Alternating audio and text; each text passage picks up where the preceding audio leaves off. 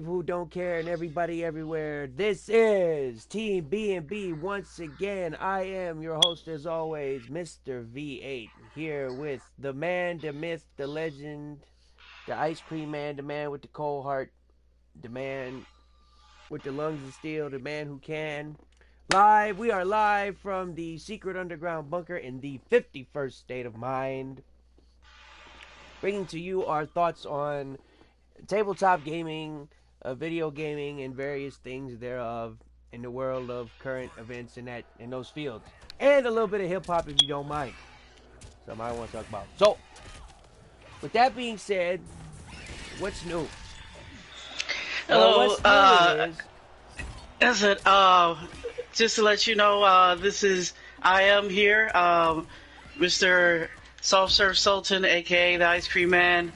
Thank you for that introduction, sir.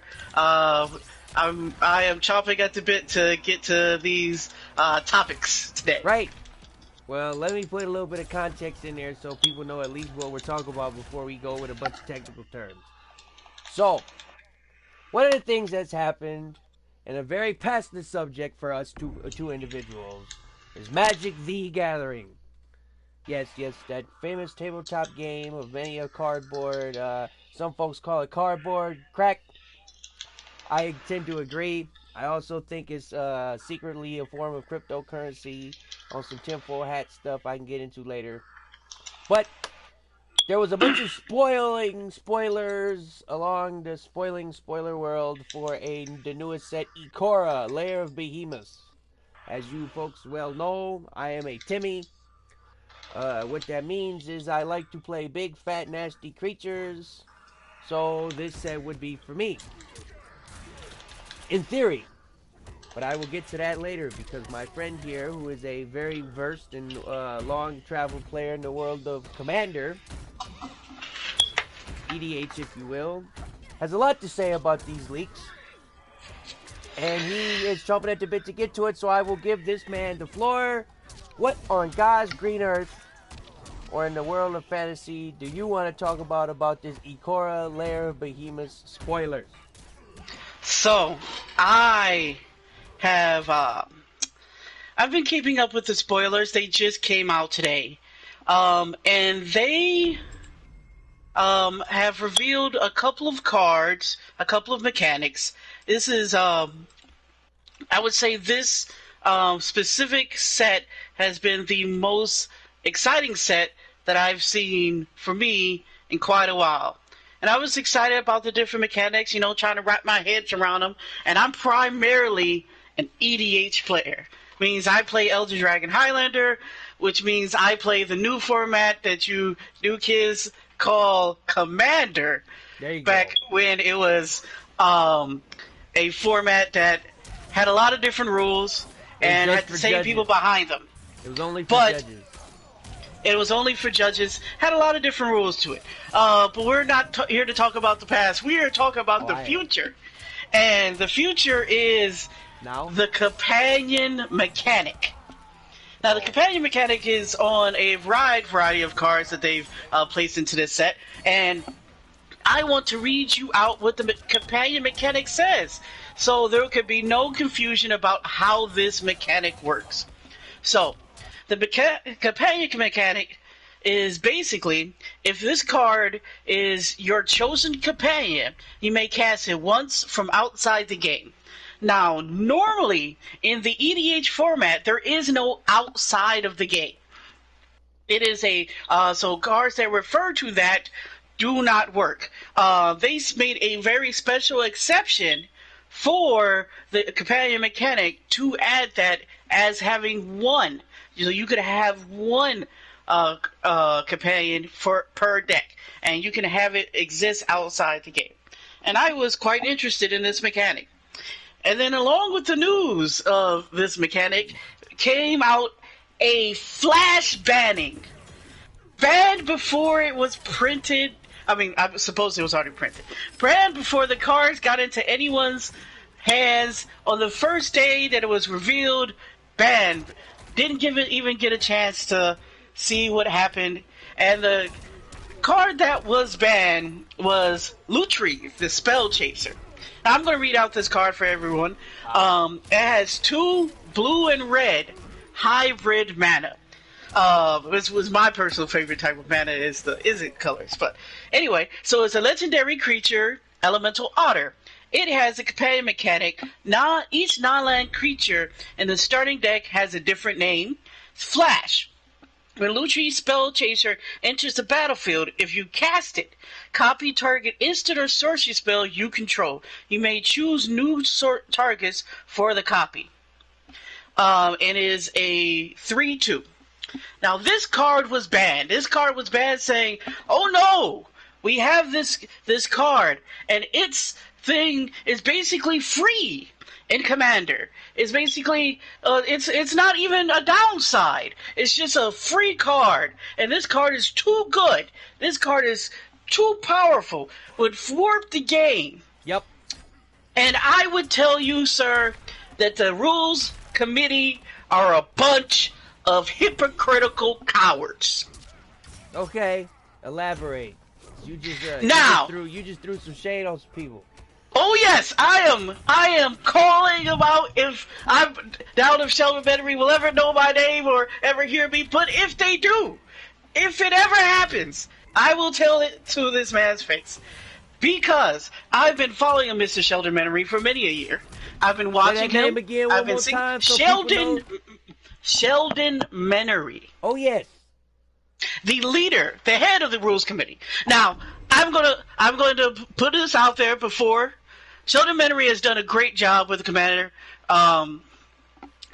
format. He's raised it from nothing to something that I would even be so passionate about. So I have to give him his respect and his due. But given that,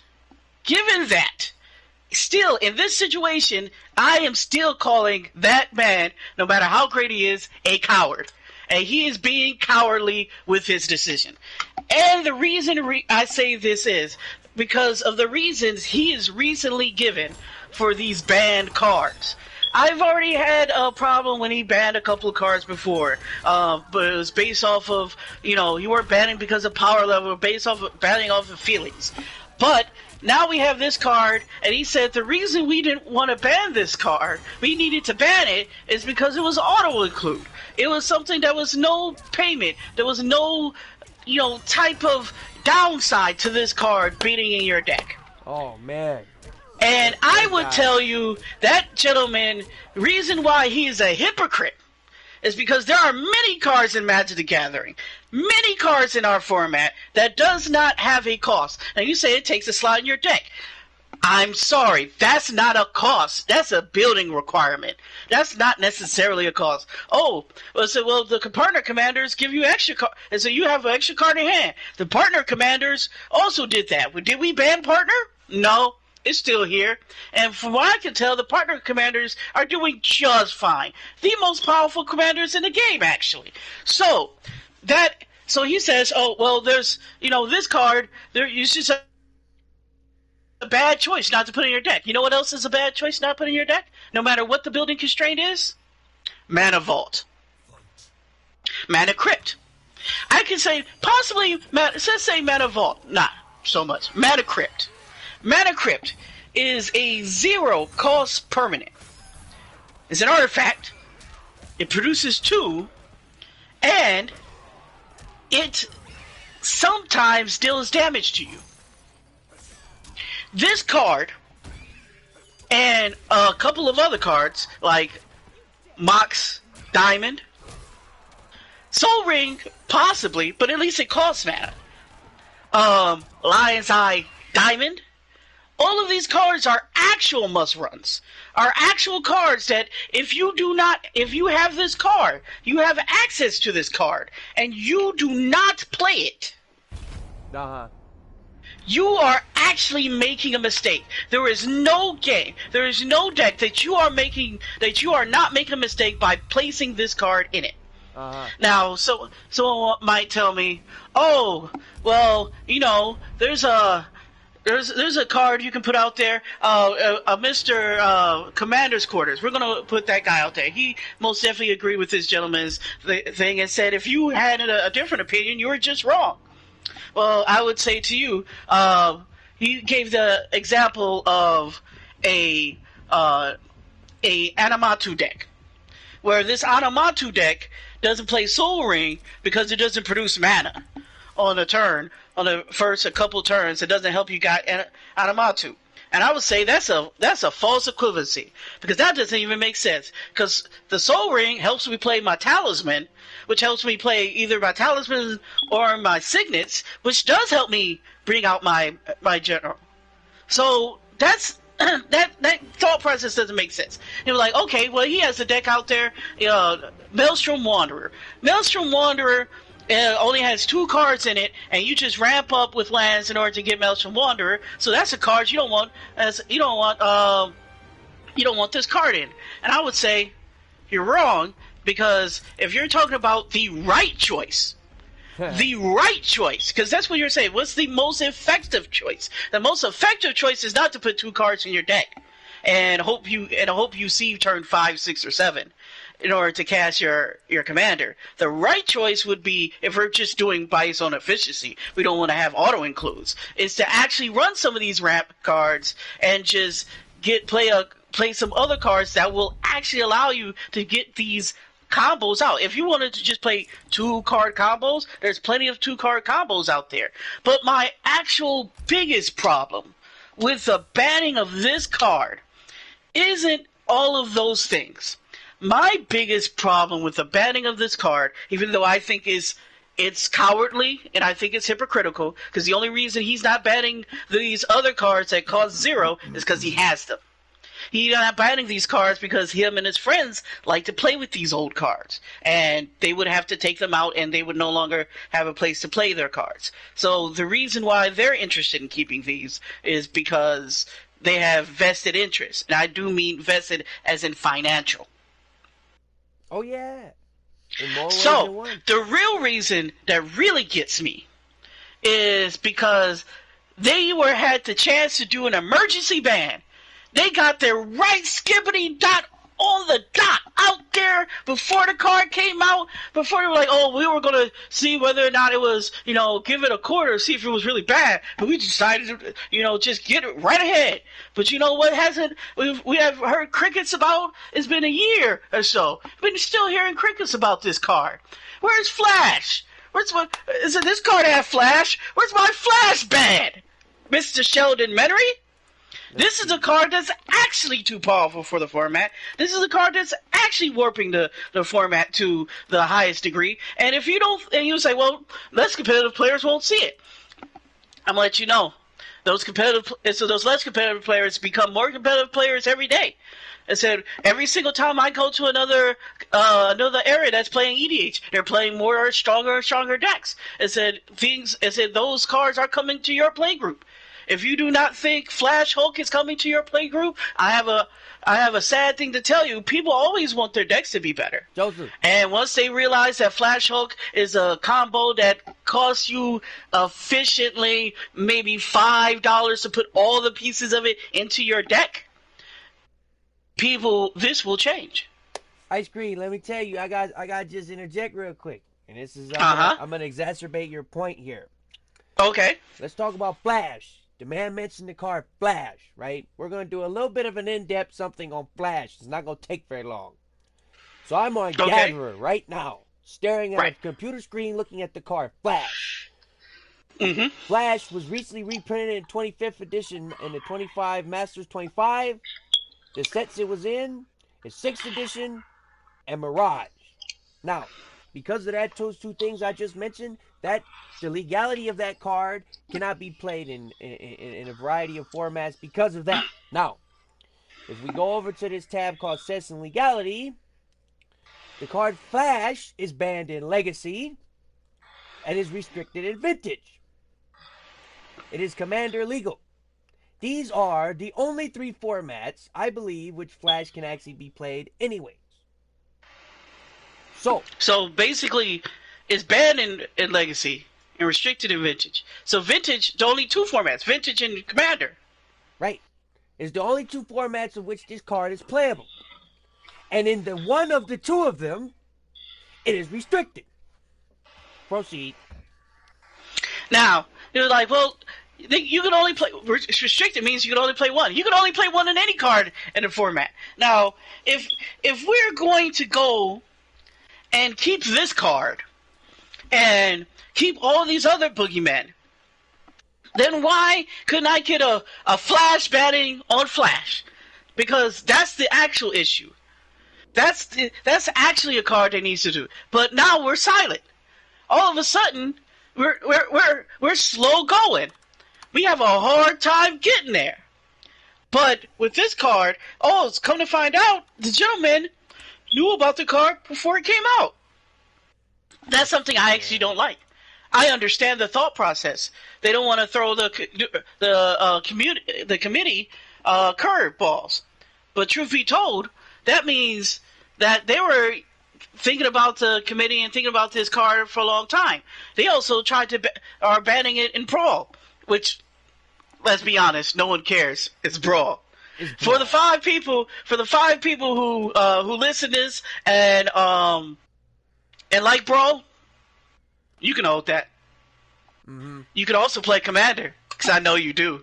I've never met a single person who plays Brawl, who only plays Brawl and don't play Commander. But my Planeswalkers.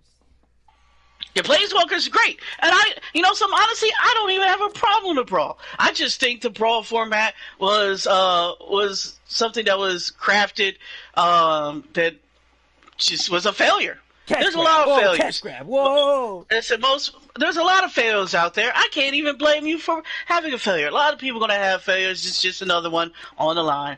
A lot of bad ideas. And to exacerbate your point, I got to come in again. Exacerbate your point. Go ahead. The card Flash, with the 25th Anniversary Masters Edition, non-foil, is currently sitting at, price-wise, $4. Oh, yeah. And 9 cents. You can get it for as low as, online, $2.85. The reason that matters is because this card, even though it's a rare, in a playable format, in the see it in paper, you will see it because it's not expensive in the least. You're going to see it. It's going to happen. Just like my friend said, it's going to come to your play group. It's definitely going to come to your play group because it's less than $5. Mm-hmm. It's not a hard card to get. And let me now you're like, well, people will say, well, demonic consultation, the demonic consultation, that's become like a $10 card. Sir, you don't have to play demonic consultation. Let me give you an update. Hold up. Update. On Card Kingdom right now, in good condition, you can get one as low as $1.25. Right, but let me put a little science on. So you're like, well, demonic consultation, right? That's what we got to play. That's a card that's getting a little bit more expensive, just a bit. But truth be told, it's less expensive than I don't know, a doubling season. It's less expensive than, I don't know, a lot of these cards that are going to be a straight up just win condition. If you don't think that your friend is going to spend, let's say, if a demonic consultation costs me $10 and a spell seeker costs me $8, and this costs me, let's say, $1, right? We're getting medium. We're getting the worst price we can, and we need a blood pet. We need one blood pet. Blood pet probably costs you 30 cents, something like that. So 26 cents, my man. 26 cents. Oh, okay, it's going up. It's a quarter. Oh, okay. So we're looking at maybe $20 and a quarter. $20 and a quarter is all we need in order to make this. In order to put one of a guaranteed win condition, and one of the best win condition, easily understood win condition, into our deck. I'm just sorry, sir.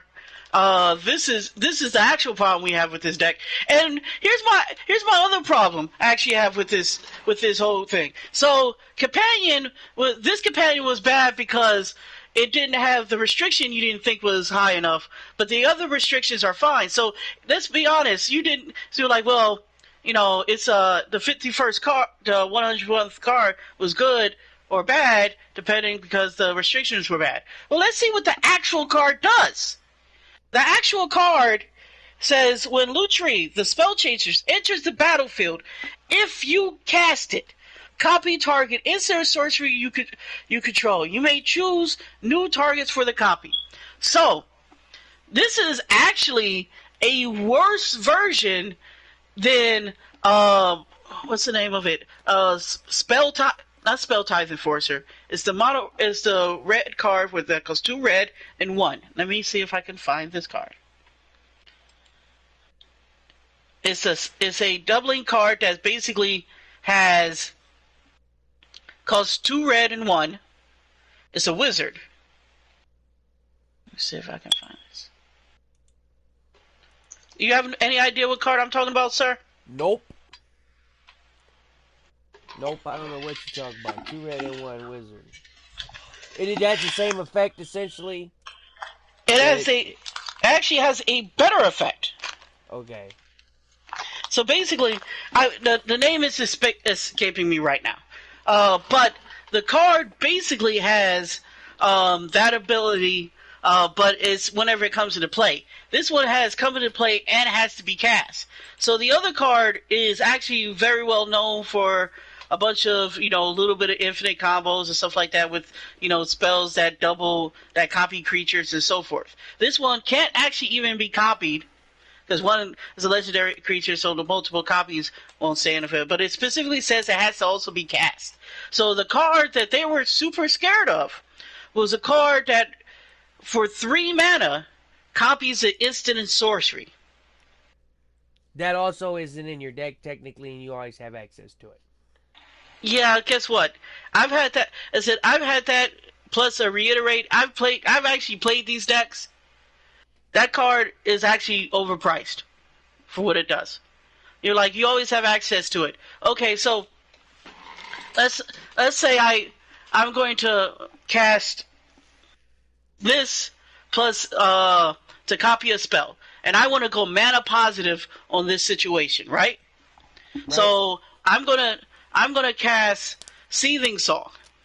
Seething Song costs 1 red and 2, and it has 5 red mana to my mana pool. So if I want to cast this and Seething Song in order to get mana positive in this situation, because this is the only time this thing is actually super, super, crazy, is if you're actually going positive in some way. Then I actually need 6 mana. And also, 4 of it has to be colored pips. Now, 2 of that could be red or blue, but I still need 6 mana. 4 of it needs to be colored pips, and at the end, it will give me, because it's, Seething Song actually gives me 5 red mana, so it gives me 10. So 6 becomes 10, and it's all red. It's not that impressive. I could fork it for 2 more, and have gotten that same result. Oh, yeah. Oh, indubitably. And all those pips in that fork scenario are the same color. Oh, yeah. There's better forks out there for this. I can play a spell called Bonus Round. And Bonus Round has the same converted mana cost and stuff. You can't play blue for it. But it doubles all the spells I play for the rest of the turn. So, Bonus Round is a far better card, and you're like, well, it's a card outside, you always have access to it. That's not... Getting a card from my 99 into my hand is possibly one of the easiest things you can do in this format. That is not hard. You're like, it spins a card. Right, but the thing you're spending it on isn't really that... put like this.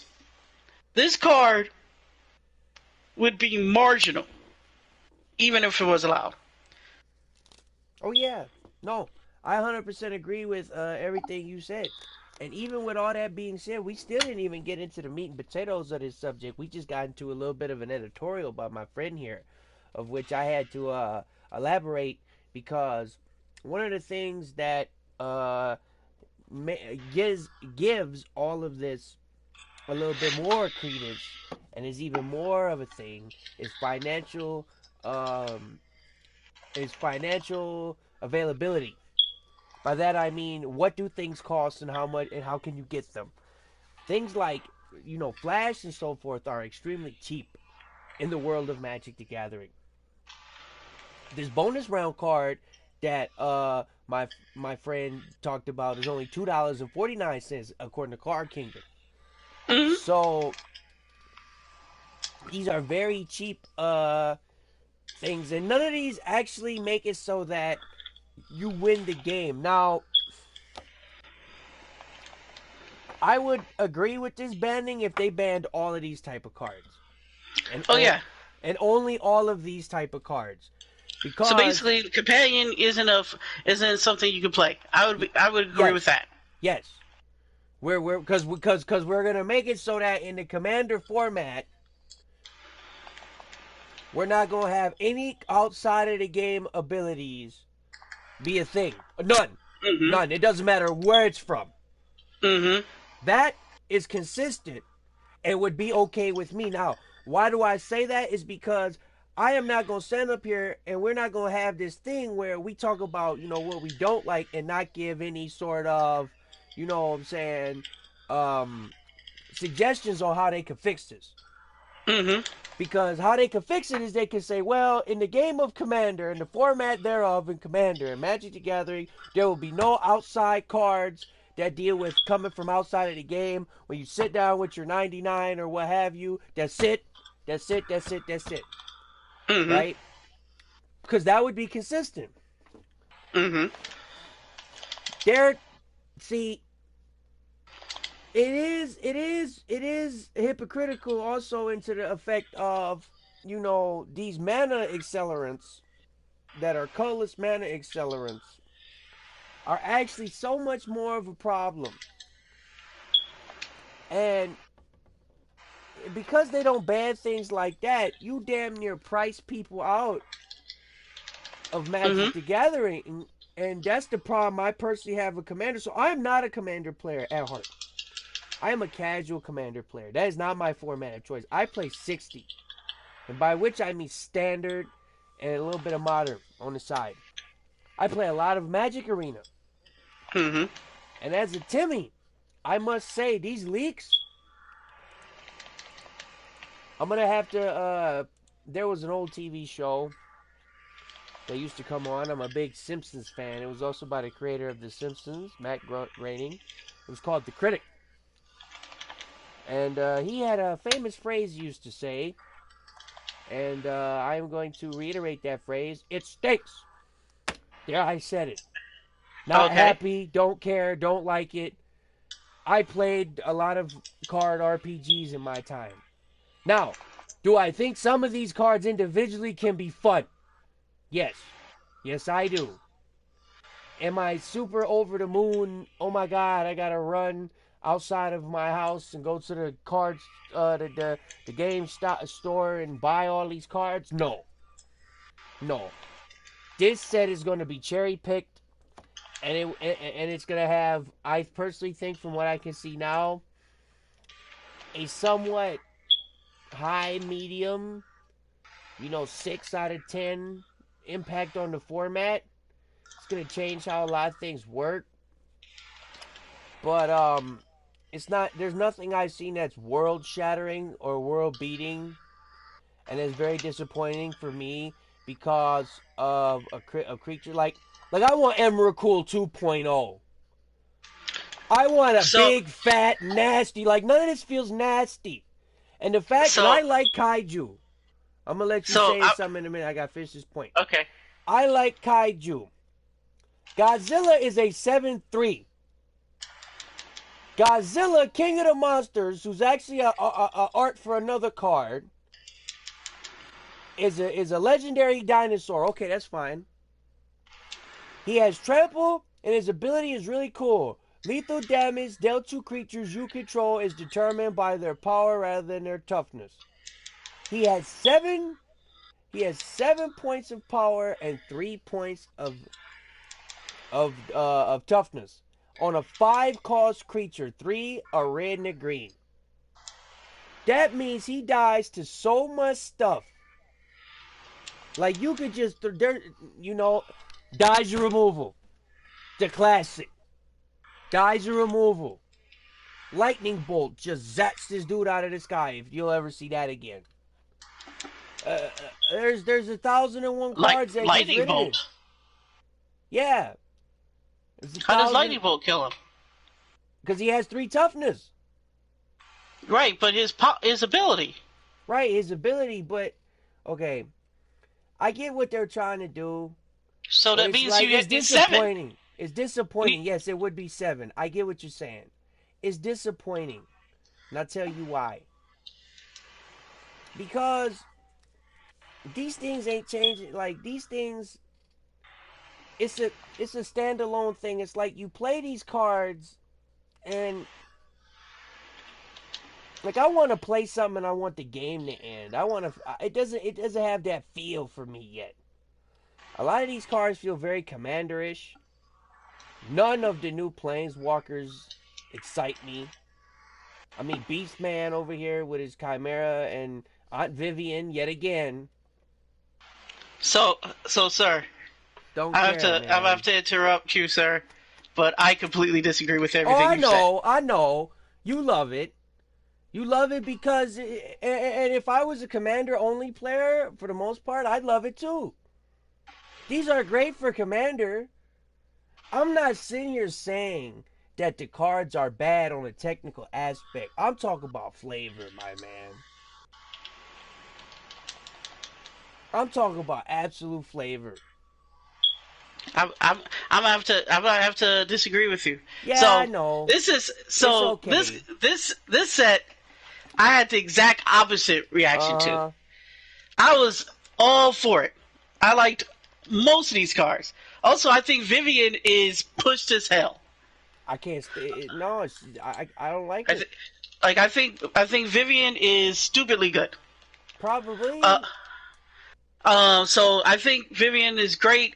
I will say the only downside, or the only thing that I was kind of disappointed when I seen the cards was my guy Ghidorah, his card. And like the mutate mechanic is kind of a weird mechanic for that type of for that creature, but okay. Now if I'm going down, the reason why I like this set is because this set is taking risks. This set is doing things that they were not planning on doing. Unlike the last whack-ass set, which is Theros, which a set of nothing happened, the Yawn set, where I sat there and I fell asleep. I could barely remember the damn cards in Theros. Like, I really don't care. Not me. And I said that set was so boring. There was nothing going on in that set. Oh, it was pretty. I said this set, on the other hand, has some very interesting mechanics. The mutate mechanic, which we should actually read out because it's very important. We'll get to it. Is a ability that they place on creatures. Now, what it says is if you cast this spell for its mutate cost, put it over or under target non-human creature you control.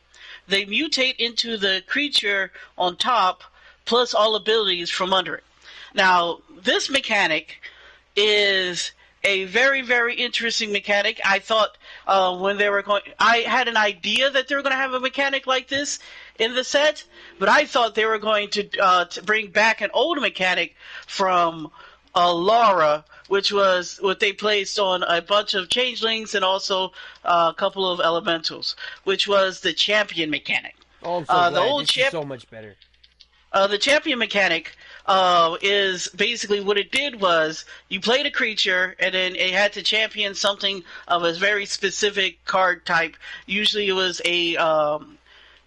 a creature super type, which is, an elf or elemental or just a creature. And it removed it from play, and while it was removed from play, it said you had this creature, and then when that creature died, that other creature came back. Now, that would have been a very safe thing for them to do. They could have easily done it, and it would have been cool, and okay, yeah, they brought back that. That's fine. No, they decided to actually try to make this game interesting. Which is actually have some complexity in this game where, you know, sometimes it gets really fucking boring and they don't do anything with this game. So the reason why this is interesting is, one, it gives you a wide variety of different things you can do on the creature itself. As in, you get a choice when you play this: do I transform it into this creature, or have just add this ability to the creature before it? Now, the reason why you would do that is because if you like the body of this creature and its name, and the fact that it's a legendary creature, then that's something, you know, you get to keep. Otherwise, you can just, you know, have it be the previous creature and just add abilities to it. Now, I'm going to bring up a specific card that they printed out, because the mutate mechanic usually interacts with another ability the creature has. So I'm going to give an example of Snapdack's Apex of the Hunt. So it costs 1 red, 1 white, 1 black, and 1. It's a legendary creature, Dinosaur Cat Nightmare. It has double strike. It is a 2/5. Whenever this creature mutates... 3/5, boss. It's a 3/5, sorry. 3/5. Whenever this creature mutates, it deals 4 damage to target creature or planeswalker an opponent controls, and you gain 4 life. Now, why that's an interesting ability is because it keeps that ability every single time you mutate, so you can keep on reiterating this same ability over and over again, which is very, very interesting. Now you can kind of, like, you're starting to build these things up, and now granted, when I seen Ghidorah mutate from, like, a cat, that's going to be really weird, you know, in my brain space, but there's a lot of weird stuff. If you had to think about it in Magic, this stuff doesn't really make sense. It's you know, it's kind of like the D&D, what the DM used to say to the players: why did this happen? Magic. Can I do it? No. That's basically what most of the flavor in Magic gets down to, and after, if you think too much about it. But I like this. The other mechanic they had was the companion mechanic, which I am actually a big fan of. No. So the companion mechanic, though, is something they kind of got from Hearthstone. It is. It very much is. It's one of the reasons I'm disappointed in it. But I like to see the reason why he's probably is because he was like, well, you couldn't get a better idea, and I'm like, man, if the idea is good, we might as well just do it. No, it's not even that. Hearthstone stole your entire game. Might as well take stuff back. But the last thing, because it does have one last thing, and it's a big deal in this mechanic, is the tokens with the abilities on it. Now, this is something I was pretty sure that they weren't going to do, because they made a big deal.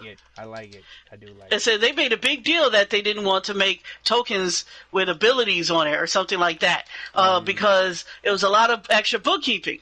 And I agree, it is a lot of extra bookkeeping.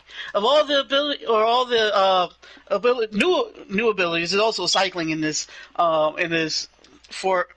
set as well, which is, I think, is just a necessary thing, because I think this set is actually going to play like a Zendikar, original Zendikar, where it's you know, it's based on having these very large creatures and trying to cast them out.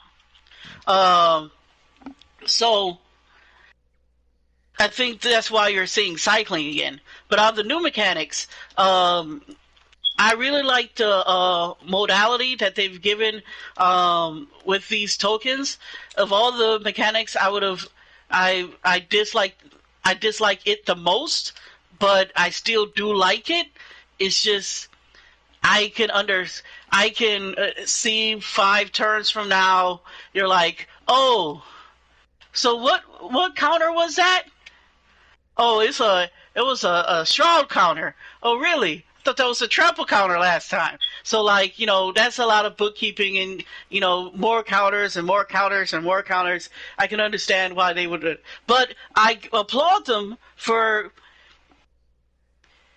doing it, having the balls to go out there and actually do it. Now, granted, will it sometimes be headache-inducing? Yes, but do I think Magic the Gathering should sometimes, you know... You cut off, boss. Sorry, I disconnected there for a second. Yeah, you did. I said, do I think it should, sometimes challenge your thinking, challenge what what you thought? I think so. So that's why I'm enjoying this set. Okay. So I'm gonna say something that you said real quick. You said this word a lot. The word was mechanics. That was the word you used a lot. Right. And I have no problem. And a lot of these mechanics in this set, I personally don't have a problem with. Mm-hmm. I don't. I actually like the mutate mechanic itself. All right, and some of those creatures are interesting. I'm not saying that this is a mechanical fail for me. I'm saying this is a flavor fail for me. And the reason I'm saying it's a flavor fail for me is because I am the type of person who likes themes.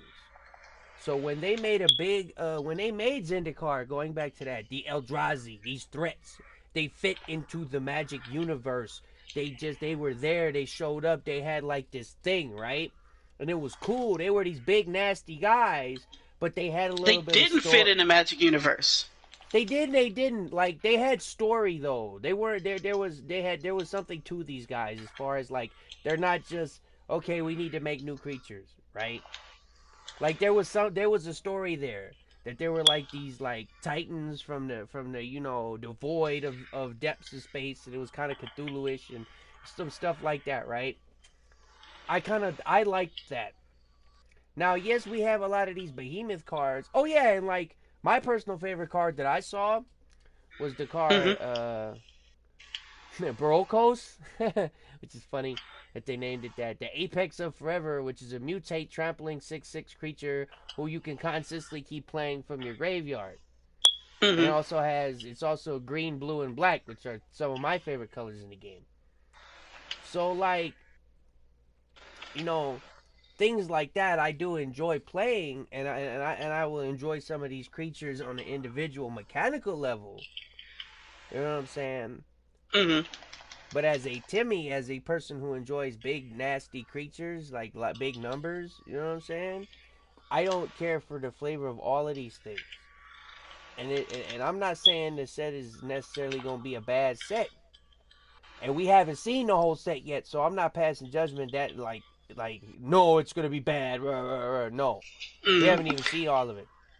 So but what I am saying is personally like the way the creatures look and some of that sort of stuff, it's not pulling me in yet.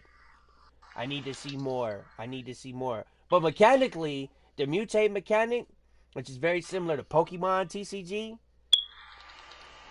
when they introduced the EX creatures, those were neat. Yep. The thing about the companion stuff that I don't like, and it's not so much the Hearthstone thing, it's not that it's lazy, as although it is. I don't want to have, especially in 60 card, I don't want to have a deck building restriction. And I don't feel like some of the companion cards I've seen are good enough for the deck building restriction. I'll give an example. So yeah, I would completely understand that. Like I'll give you an example. I will have to. Like, I don't want to cut you off, but I do have to state, because you said this earlier, and we do have very different, viewpoints. I'm looking at this as a purely commander thing. If I said as a standard thing, I completely can see how that could be disappointing. Mm-hmm. Like, for instance, one of the rare companion creatures is a dinosaur hippo. That's neat. I like more dinosaurs. I think that's cool. Making things dinosaurs, that's neat. Your deck, and then the companion ability is your starting deck contains only cards with converted mana cost 3 or greater and land cards. Like, but it's a hippo though. But it's a hippo though. You missed the most important part. It's a hippo. Ooh, what you fucking do, man? Like, that's not, like, it could be a flippity flap from Jibbity Job on Bibbity Boo. I don't give up. It could be a Feldergriff. It could be a Feldergriff, and it should have been a Feldergriff, but we're not going to go there. Also, they need Feldergriff in this set, but we're not going to go there. We're not going to go there, because nostalgia. I want my dang nostalgia. But anyways, The point is, like, yeah, his ability is when he enters the battlefield, you draw a card for each permanent you control with converted mana cost 3 or greater. Like, curving out in you know, he's a legendary creature too, so you only can have one on the battlefield at a time. So curving out, you know, in 60 card is kind of like, it's the game. Yeah, it kind of is the like backbone of the game. Even with Timmy style decks, ramp, you know what I'm saying, big numbers, big creatures, all that stuff. You still gotta play smooth. You still gotta have a smooth deal. Now I'll tell you um, the one, the one card I do like, the one companion card I do like is not all bad. I like the one that's called Umori the Collector. Legendary creature ooze, 2 colorless, and 2 either green or black pips. It's a 4/5 creature with companion. It says each non-land card in your starting deck shares a card type. As Umori the Collector enters the battlefield, choose a card type. Spells you cast of the chosen type cost 1 less to cast. That, especially being black, you know what I'm saying? Black and green, that might actually work out. I could very much play like an all creatures deck, and it would actually, and that is kind of like more of a push that I like to see, because it gives you a thing to do something that's different. Now I'll give you, Mr. Soft Serve Salt, and I'll give you that some of these things are a risk. You know what I'm saying? But over the years, I've come to appreciate the world building aspect of some of these sets, and I don't see that yet. So that's kind of why it's a little bit of a flavor fail for me. And I actually, So what do you know of the world of Ikoria so far? well, nothing. Okay. And the cards aren't telling me. That's not. So I can they go do on the have. internet, and I'm So sure they they do have have. it. They most definitely have things out there. So basically, Ikoria is Monster Island. Yeah, like, I know about Monster Island. I am a fan of Kaiju. I am a fan of a Godzilla.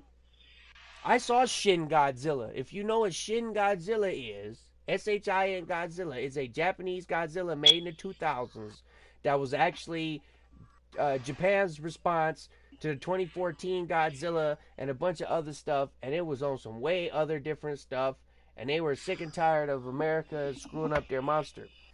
And it was a very good movie, and it actually gave a lot of things to Godzilla that he didn't have before. But the point of what I'm getting at is, also there's a Gloom Pangolin in here, which is really funny. That's somebody at Wizards needs to be slapped for making a Gloom Pangolin. That's a Nightmare Pangolin. Yeah, they need to be slapped. I'm not going. Quiet is kept on that though. We're gonna stay quiet on that. My friend don't want to talk about it. Quiet is kept on that. But anyways, yeah. So yeah, like some of these creatures inherently are neat. You know what I'm saying? And I do like things about the set. Like a couple of things I like that the big creatures are multicolored. That's fun. It gives you more reasons to play 3-color things in Magic the Gathering. But then again, in a 60 card thing, that's kind of also a problem, because they have all these rare expensive lands. Like, let's take a look at the price real quick just to say it. You know what I'm saying? What's the card? I wanted to call it Genesis Chamber. What's the green red dual land? The green red Stomping Ground?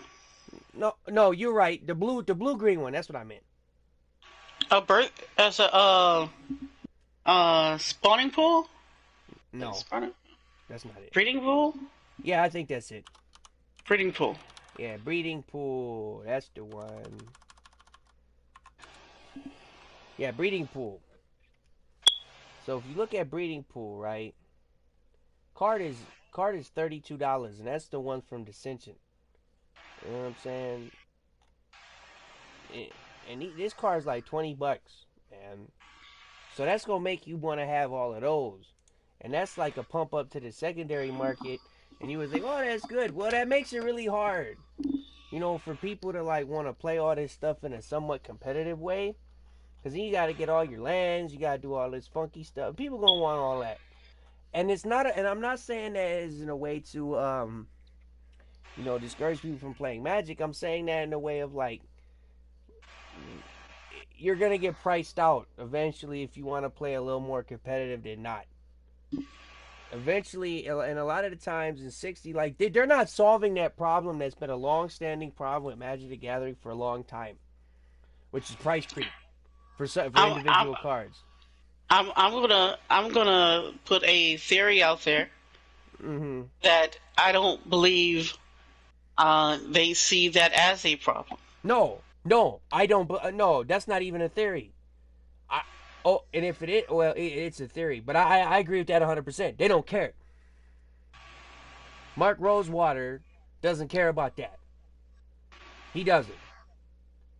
I don't think he personally cares that this land, that this breeding pool costs $32. You know what I'm saying? Like, I don't think he cares that it's $22 and up for a land. You know what I'm saying? I don't think he cares. Right? And that's just breeding pools. Some of them are not as cheap, but that's one that sees play everywhere. Because green and blue are the two best colors in Magic. You can argue about that all you want, but green and blue, they make it happen. And blue is the best color, and then whatever's after that you can debate about. But the point I'm getting at is, like, this stuff doesn't do it. And this actually... And until I see some world building with Ikoria, like, other than just being Monster Island, like, and I'm sure it's out there, but I want to see it in the cards. And in Theros, you could kind of see the style. Like, these things all feel so different. It's the style. And I was a kid, and I liked the idea of, like, where the wild things are and all that. And that's what they're going for. But, like I said, none of these cards have kind of pulled me in. I am very happy to see cycling back as a mechanic. Very happy to see some of that. It's just like, yeah, your starting deck can only contain cards with even converted mana costs as a companion ability. That's kind of whack. Like, I guess. Like, I just don't know. Like, the Vivian plays. So I feel that the companion ability was built for EDH. Oh yeah. For most of them. For Commander. Yeah. And then, which actually makes me a little bit even more upset that they straight out just banned one. Nope. Because it clearly was. Because truth be told, I'm not sure if you can realistically build a deck around the like 3 or more guy in 60 cards and win a game. No. I don't think, like, you could put the card into your deck and not have it as your companion, and it might be decent, but I don't think that's something you could possibly do. No. To actually, so I'm pretty sure it looks like a mechanic they made for Commander, and then for them to say, because that's one of the reasons they said why they built this card, because they let the EDH players know or the EDH committee know beforehand that they were making this card, and so they made this card, and then they said, well, there's other formats out there besides Commander. As their basic reasoning for to say, hey, that's why was this card built if you knew you were going to immediately ban it? Well, there's formats outside Commander. Where I think it's disingenuous, because I think this is the only format this may ever see play in. Right. And it feels like it was specifically designed for that. Right? It feels like it was designed for that. And again, to go kind of bring all the cows home about that, bring all the pigs to the pen. The guy who is running the committee, he saw it up. It's too good. It's a snap judgment. It's a flash ban. It's a snap judgment. It's a knee-jerk reaction. You know what I'm saying? And when you do things like that, you set a precedent that, why would Magic the Gathering want to make more cards of that ilk when they're just going to get banned without even being in the hands of the public? You know what I'm saying? Like, why would we even want to, attempt anything like this? Also, they said they banned it in Brawl, which means that they made this card and then immediately banned it. It's like, and all the possibility of formats, it's Oko. It's Oko all over again. Right, but here's the thing, and maybe this is just me. Other people may not feel this way. I would rather them ban a card after they see it's degenerate rather than put out a card and then immediately say, so we printed this card, right? And we put it all in these packs and stuff like that. But if you get it, you might as well wipe your butt with it because it's completely pointless. Like, like at this point, a land would have been better. Can I trade in all of my looties for lands? Basic lands. I don't even need it to be shiny. No, because it's going to be it's going to be less viable. Yeah. The token cards, the reminder cards are more viable. Because where's we wanted this in standard. What standard deck? Oh, no! Don't do that. Don't go there. I do want to go there. Okay. I want to see the looting Spellcrafter standard deck. I'm gonna do it for you. I'll help you out. Let me help you out. Now, as a non-companion. Right? No, I mean as a companion, because that's what this whole thing is riled up about. This card wouldn't even be mentioned if it wasn't a companion. It is a bad version of a lot of cards. Oh, so yeah. But let me finish. That's okay. As a non-companion creature, just being like a 4-of, like you could just put it in your deck. You could easily see 2 of these in a lot of decks. You could see it in. I'm pulling up the decks to where you can see now. That's the. I'm going to Magic MTG Goldfish, and let me just pull up the metagame. You could see it in the Sultai mid-range deck, which is about 13% of the meta, which is a very big thing. They're playing all the Uro decks using Uro Titan of Nature's Wrath. You could see a lot of that. Copying Thought Erasure, Casualties of War, even Growth Spiral, you know what I'm saying? Like getting a second Aether Gust, you know what I'm saying? I don't think so. And then you could also see in the Jeskai Fires deck very easily copying a Deafening Clarion or a Disenchant. Like, the fact that it's hybrid mana actually makes it like it could slide into the sideboard of a couple of these decks. Like, now, I'm not quite sure if I'm put it like this. I'm not so. I'm looking at this card, right, and then I'm also looking. And hold on, let me finish. And I'm looking at Expansion Explosion. And I'm not sure if I would play this over Expansion Explosion. Now here's why though. Here's why. This is the thing, right? Well, because it's a creature at the same time. That's it. And in that particular instance, you know what I'm saying, having your 5th copy of Expansion Explosion is kind of not the worst. Also, all of those decks don't play Expansion Explosion. You know what I'm saying? Right. And that's why I'm saying I don't think this would see play, because it's worse. It is worse in one way, but it's not worse in another way. You know what I mean? Like, I'm not saying like Expansion Explosion there is no difference between Expansion Explosion and this card. What I am saying is, if I had to put both of the cards together and debate which one's better, I would say Expansion Explosion is better, and I would say the benefits that you're getting from this is kind of negligible. I could also say could that. Could he play? Is it possible? Yes, but I would. It's to me, it's super.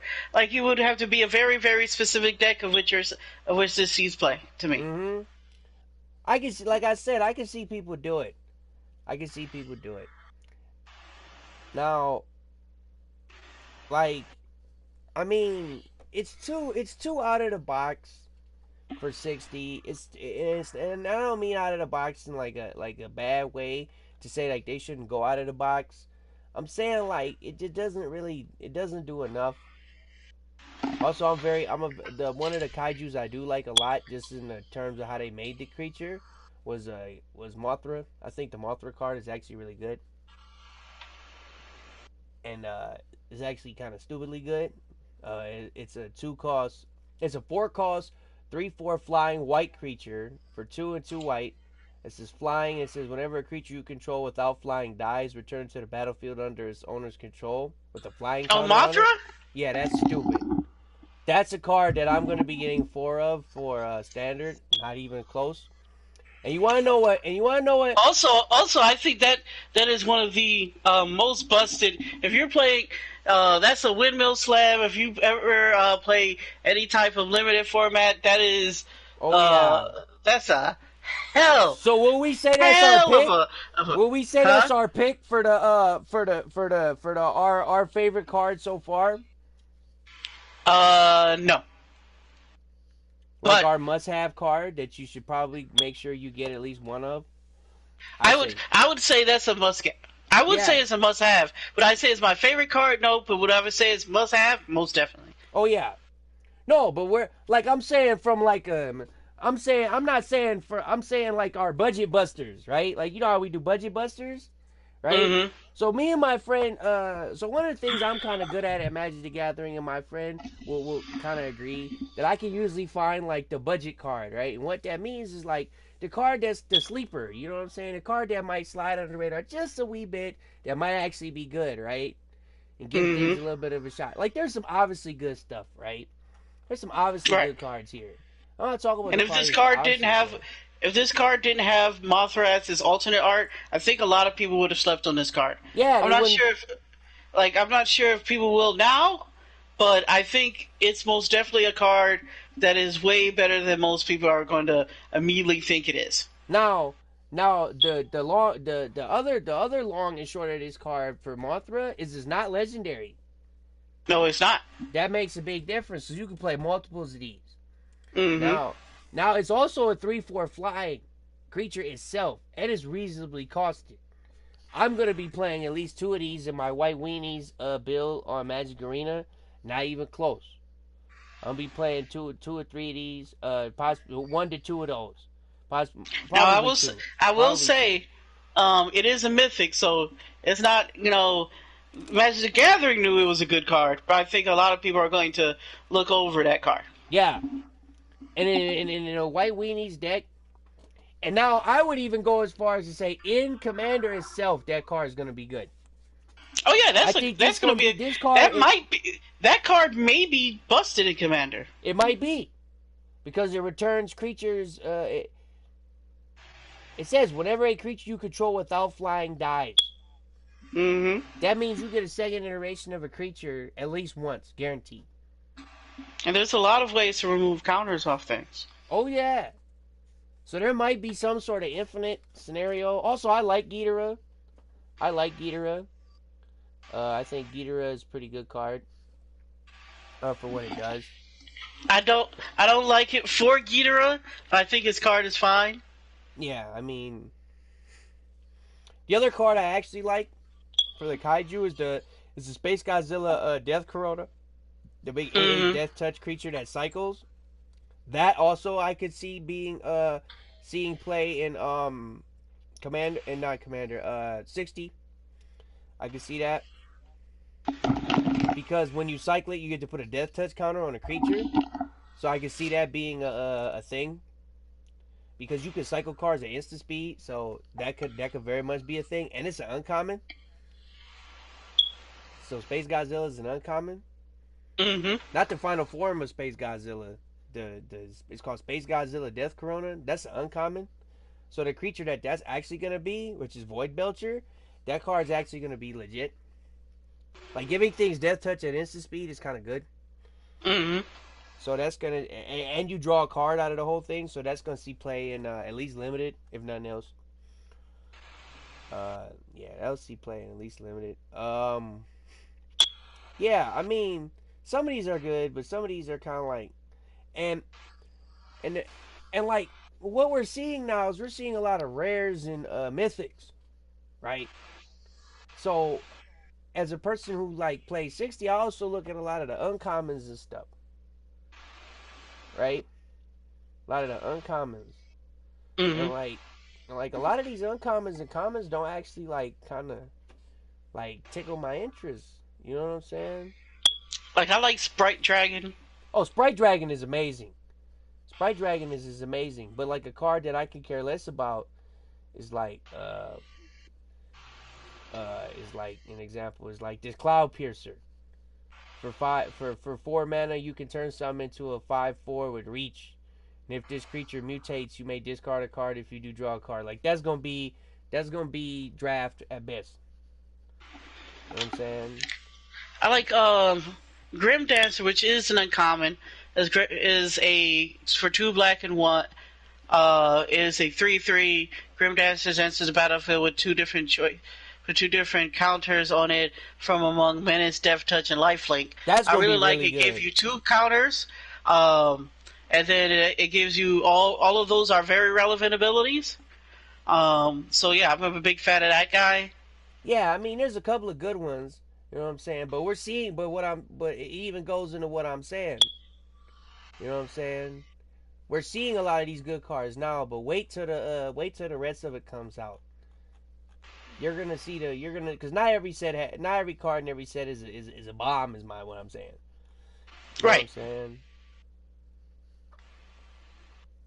Also, did you see the one that they're putting out with the Commander sets? No, I did not. Okay, so they have some. They're all. Let me. Commander 2020. All right. Yeah. Oh, these cards. Yes, I've seen these. I love this insect. Yeah, I thought that guy. Now, here's the thing. I would say they've actually done that ability to death at this point, but it's still kind of fun every time you see it. I'm divided on that guy. I'm very divided. So, the cards of which we're talking about is Commander 2020, and I think these are the commanders, or are they just cards that just... They're the commanders. Oh, they're the commanders. All right. The human lady is all right. The one that costs the human lady to me is the most boring one. Yeah, she's pretty boring. I really like the insect, the guy that deals with all the keywords. I like that. The elder dinosaur guy, elemental guy. I mean, whenever you cast your first instant each turn, and if he's tapped, copy this spell. You choose new targets whenever you cast an instant spell. Whenever you copy instant spell, put a 1/1 counter on him. I don't think he's that great. He's okay. I'm interested, but that's my type of spells. Spell slinging is my type of game. But he's still just okay for me. I actually thought personally, you would like either the mutate one, or the Nest Warden one. The Nest Warden is totally not my style. No, you don't like this. You don't like drawing multiple cards. I like that. That's not exactly what that does. No, it's not. But it allows you also to pay 0 rather than the cycling cost of the first card you cycle each turn. That's pretty good. I like that. Like I like that more. I like that for a lot of old cycling cards that's not going to be in that set, so I'm not going to get super excited about them. I'm just talking about these cards individually as just a card. I'm not talking about their what's in each one of their decks. Oh no. I'm talking about just the commander itself. If you just went and bought just the commander and made a deck out of it, you know what I'm saying? Because you can set up all these cards that they'll all get better when you put them next to actual things. You know what I mean? Mm-hmm. Yeah, you can say that. The mutate one, that is a mutate that says whenever this creature deals combat damage, return target creature card or mutate from your graveyard to your hand. I think he's actually the worst one. Yeah, me too. Me. I think he's pretty bad. The humans one is actually no. I think the humans one is the worst one. Really? Mm-hmm. Yeah. Because of how her wording works. Yeah, that is pretty whack. No, she's pretty whack. Also, if she was gonna be other human, and plus she's only a 3/3, like that's not nah. Like casting her multiple times. Like cares? You have to keep on. She has to keep on dying in order to get her ability. Yeah, like I don't know. I'm not feeling it. The insect though, man. I think the insect is the best one out of all. Oh yeah, when Catherine Aspect Warper enters the battlefield, put a flying counter on any creature you control. If a creature card in your graveyard has flying, repeat this process for first strike, double strike, death touch. Like that's and the fact that he's white, black, and green. Like also read the end because you didn't get to the end. Oh, I didn't read the whole. Yeah, repeat this process for first strike, flying, death touch, hexproof, indestructible, lifelink, malice, reach. Then put a 1/1 counter on Krithrill for each counter put on a creature this way. Like that's ridiculous. That's actually super important. That all those extra +1/+1 counters are actually a big deal because most of the other things do that, but they don't do that and give them a bunch of power and toughness. Yeah, no, that's true, and you could easily set that up. Also, that guy could possibly be the best Voltron commander in the game. One of them, yeah. If not, no, not one of them. The best because it has hexproof and indestructible on there on that list. Because you have to pay attention to those lists because they just released another general that was the vampire guy from the last set that was in Sultai colors, and then they did it with I think it was Gavin before, but not all of these lists are the same. So you got to pay attention to what's actually on these lists. And the fact that he has hexproof and indestructible on there is super important. Oh. Does he have lifelink? I don't think. He has lifelink, yep. Yeah, lifelink is one of the choices. Also, and double strike and travel. Okay. Also, you got to remember. Does not have haste. They don't have haste on there. No, they don't. But you got to remember something that's really super important. It says the most important thing to me about this card is it says on any creature you control. Mm-hmm. Which means you don't have to just put the lotion in the basket. You know what I'm saying? You actually the counters get spread around. Yeah, he gets the power either way. Right. But you can cherry pick. You could also give like this other really ridiculous creature hexproof. Mm-hmm. Which is kind of important. Because like even though you might not Voltron this guy specifically, you know what I'm saying? You may still actually just hand out a bunch of goodies to all your friends, and you might win that way. Also, here's the other thing. Another thing about that, they're like the other ones had static ability, right? So it gave that creature or all the creatures you control these abilities, but it said. The problem was, if this thing dies, right? Those counters still there, bro. Oh, yeah. They're counters. They're permanent. Like, it doesn't say the counters go away. Yeah. Oh, no. I'm very excited. See, this is what I would call a Timmy Commander. This is a Timmy Commander. Now, what? Now, you say... I'll tell you something else, though. Although it is a Timmy Commander, I think it's also maybe a Johnny Commander. It is. It's both, and I'll tell you why. I'll tell you why it's a Timmy Commander and a Johnny Commander at the same time. Because Timmy, as much as Johnny and everything else, when he slaps down his guy, he likes to see all the lights and sounds go off. Mm-hmm. This is big. It's big. Now it can now you could easily make a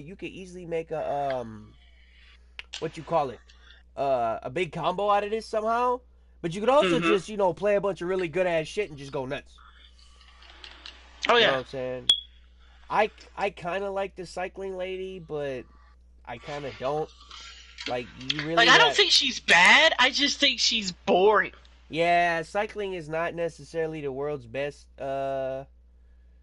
You know what I'm saying? The world's best ability, coolest thing that's ever happened in Magic Also, the Gathering. so whenever you draw your second card each turn, put a 2/2 red white. Like it's the dinosaur cat creatures. Like it's so weird. It's so like just why is it a dinosaur cat? Why is it a 2/2? Why is it like? It's just like it seemed like there was so many just random stuff on it. Yeah, It just seems random to me. That's my problem the with it. creature needed to be better, I think, for this to really make a difference. Just a 2/2 red white dinosaur cat ain't gonna cut it in Commander, I don't think. No, and you only get it once. Yeah, and you only get it. It's once per what turn. She should say, what she should say, to make her a really good card, is she should say all cycling cards, instead of their cycling cost being a whatever, it should just all be 0. No, that would be too good. Right. Because at this point, if it ain't too good, it's not good at all. Because it might as well be. You have to, like, that's how far deep you have to go to make this like. No. I think they could have easily made it just anytime you cycle a card, create the 2/2. Yeah. So you could like make a bunch of 2/2s. Because then it would be still worth doing. Right. But it wouldn't be busted. Like the reason why the cycling free thing would be busted is because there's a lot of cards with cycling and abilities, and they would just, if everything was 0, they'd get a bunch of uncounterable instant speed abilities. You don't want that. You don't want that. Okay. I see where you're going with that. Maybe I might concede that point, but yeah. Overall, though, I don't think a lot of these Commander, to sum it up, I mean, what do we give these 5 Commanders, like, out of 5? Like, I think... So I'm going to grade them each individually based on their... So I'm going to have my criteria to be based on the flavor, how unique I think the ability is, and what it opens up to people, the power level, and then just my gut feeling. So Jira Kudo. So I'm gonna give her a flavor. I'm gonna give her a pretty decent. She's good flavor. I actually think her flavor is pretty decent. From what I know of the character and what I know of anything. What does she open up? I guess she's the second, third best humans commander? More like okay. Like maybe I think she would have been. She could have. I think she actually could have given +2/+2, and still not been busted. No. And still would have been like Lascivia Cold Eyes give a bunch of creatures +2/+2 in haste. And they don't necessarily even have to be humans. And that ends up being good. Also, like her ability, like when it enters a battlefield, create a +1/+1 human creature token for each time you've cast a commander from the command zone. That means either A, this card is better in a 99, which is a bad look to see as the box topper for this thing, as the front guy for it. It's probably better in a 99 with now partner commanders. So you'd have more times you've cast it, because this is not worth it. Getting a 1/1, like when I first cast this, I get a 3/3 and a 1/1, or I get technically a 3/1 and a 1/1. A 3/1 and a 3/3. Yeah. What it should say to me personally is it should say the humans should still get plus. I would actually make it so like I'd do this. I'd say the humans get +1/+1, and then the ability should say when you cast this creature from your command zone, you may pay X in like a white, and then you get X/1/1 human tokens. Okay. That's what I would do.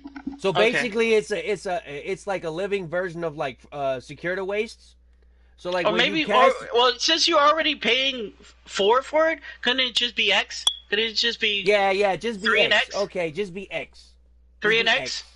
Not even 3 and X. Just X. Because you got to pay her cost. So when she comes into play, you just pay X along with her, and you get that many 1/1 you'll miss. How about that?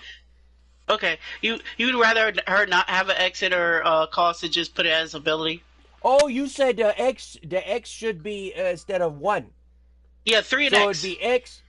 So it'd be X. So it'd be red, white, black, and X. Yeah. Okay, I could do that. Yeah. And then every time, and then I would make it personally. Then that would make it so that like you get a bunch of these tokens every time you play it, and you need to have a lot of these tokens all at once because you're not gonna win in Commander, in my opinion, with tokens unless you can make lots of them all at once. You like 1 or 2 tokens at a time isn't gonna cut it. You got to be doing like 3, 4, 5, 6. Because like one of the token cards that I've actually been able to win Commander games with, as well as you, is like Storm Herd. And like it has to be that many tokens to be a threat. Like you have to put 10. Sometimes you got to put 10 plus tokens in one shot to actually make a difference. So like, yeah, she should be X. So if we give it to a 1 to 5. The final score I'm getting, my gut, is I'm giving her a 2. Yep. I agree. 2 as well. All right, what about Calamax to Stormsire. Okay. I'm just going in color order. So that's the color order. Sure. So I think we went over this creature. So this guy, let's take a look at his ability. Is it doing anything that I haven't seen before in Magic the Gathering? Not at all. Not at all. Not at all. Not in any way. So is it opening new venues? Nope. It's not. Do I think it is the flavor of like this thing where you attack and it bounces off to each other and creates these spells and it gets stronger? I like the flavor, so I'm going to give it a thumbs up on the flavor of that. I think that the idea of that is cool. The gut feeling about this is this card will sometime in the future make me very sad when they do something really, really busted. But until then, I'm going to call it pretty bad. I'm going to give it as well a 2. Yep, I agree as well, a 2. It has to be tapped in order for this to work. There's probably a cheeky way that you can just get this guy tapped. There's probably So my problem, maybe if you have the same issue with this, you may not. My problem with this is actually the fact that it's whenever it's your first instant. Oh, so you can't just copy everything you do all the time? Like it's not instant or sorcery; it's just instants. Yeah, they should add sorcery. Now, if it was instant or sorcery, I understand that there's a lot of busted sorceries out there. A lot of take extra turns, but they have instant take extra turns now. Thank you, Magic. Thank you. They have one. They have one specific one. Right. We need. Oh yeah, and that one shovels itself back into my deck. Oh yeah, so I got access, and then we got access to 4 of those if we need it. So let's not go. So like that's Also, there's other busted things that are instant. So I'm not saying I understand they want to be conservative, but I personally think that being conservative in card games is boring. I can understand, and I would say the other problem my actual biggest problem with this card isn't even the fact that it's super conservative in that way. My biggest problem with the card is the second line of text, when you copy an instant or sorcery, you put a 1/1 counter on it. At this point, this man really needed to get +1 counters anytime you cast an instant or sorcery. It's true. I mean, instant. If you're just going to be instant based, then you should get it only time you cast the instant. Because, I'm sorry, he's competing with stuff like Animar, and Animar one gets creatures which are vastly more viable and more a better toolbox, has more options than just instance. He gets it any time you play a creature, and it's just a better card. Now, can every card be that card? No.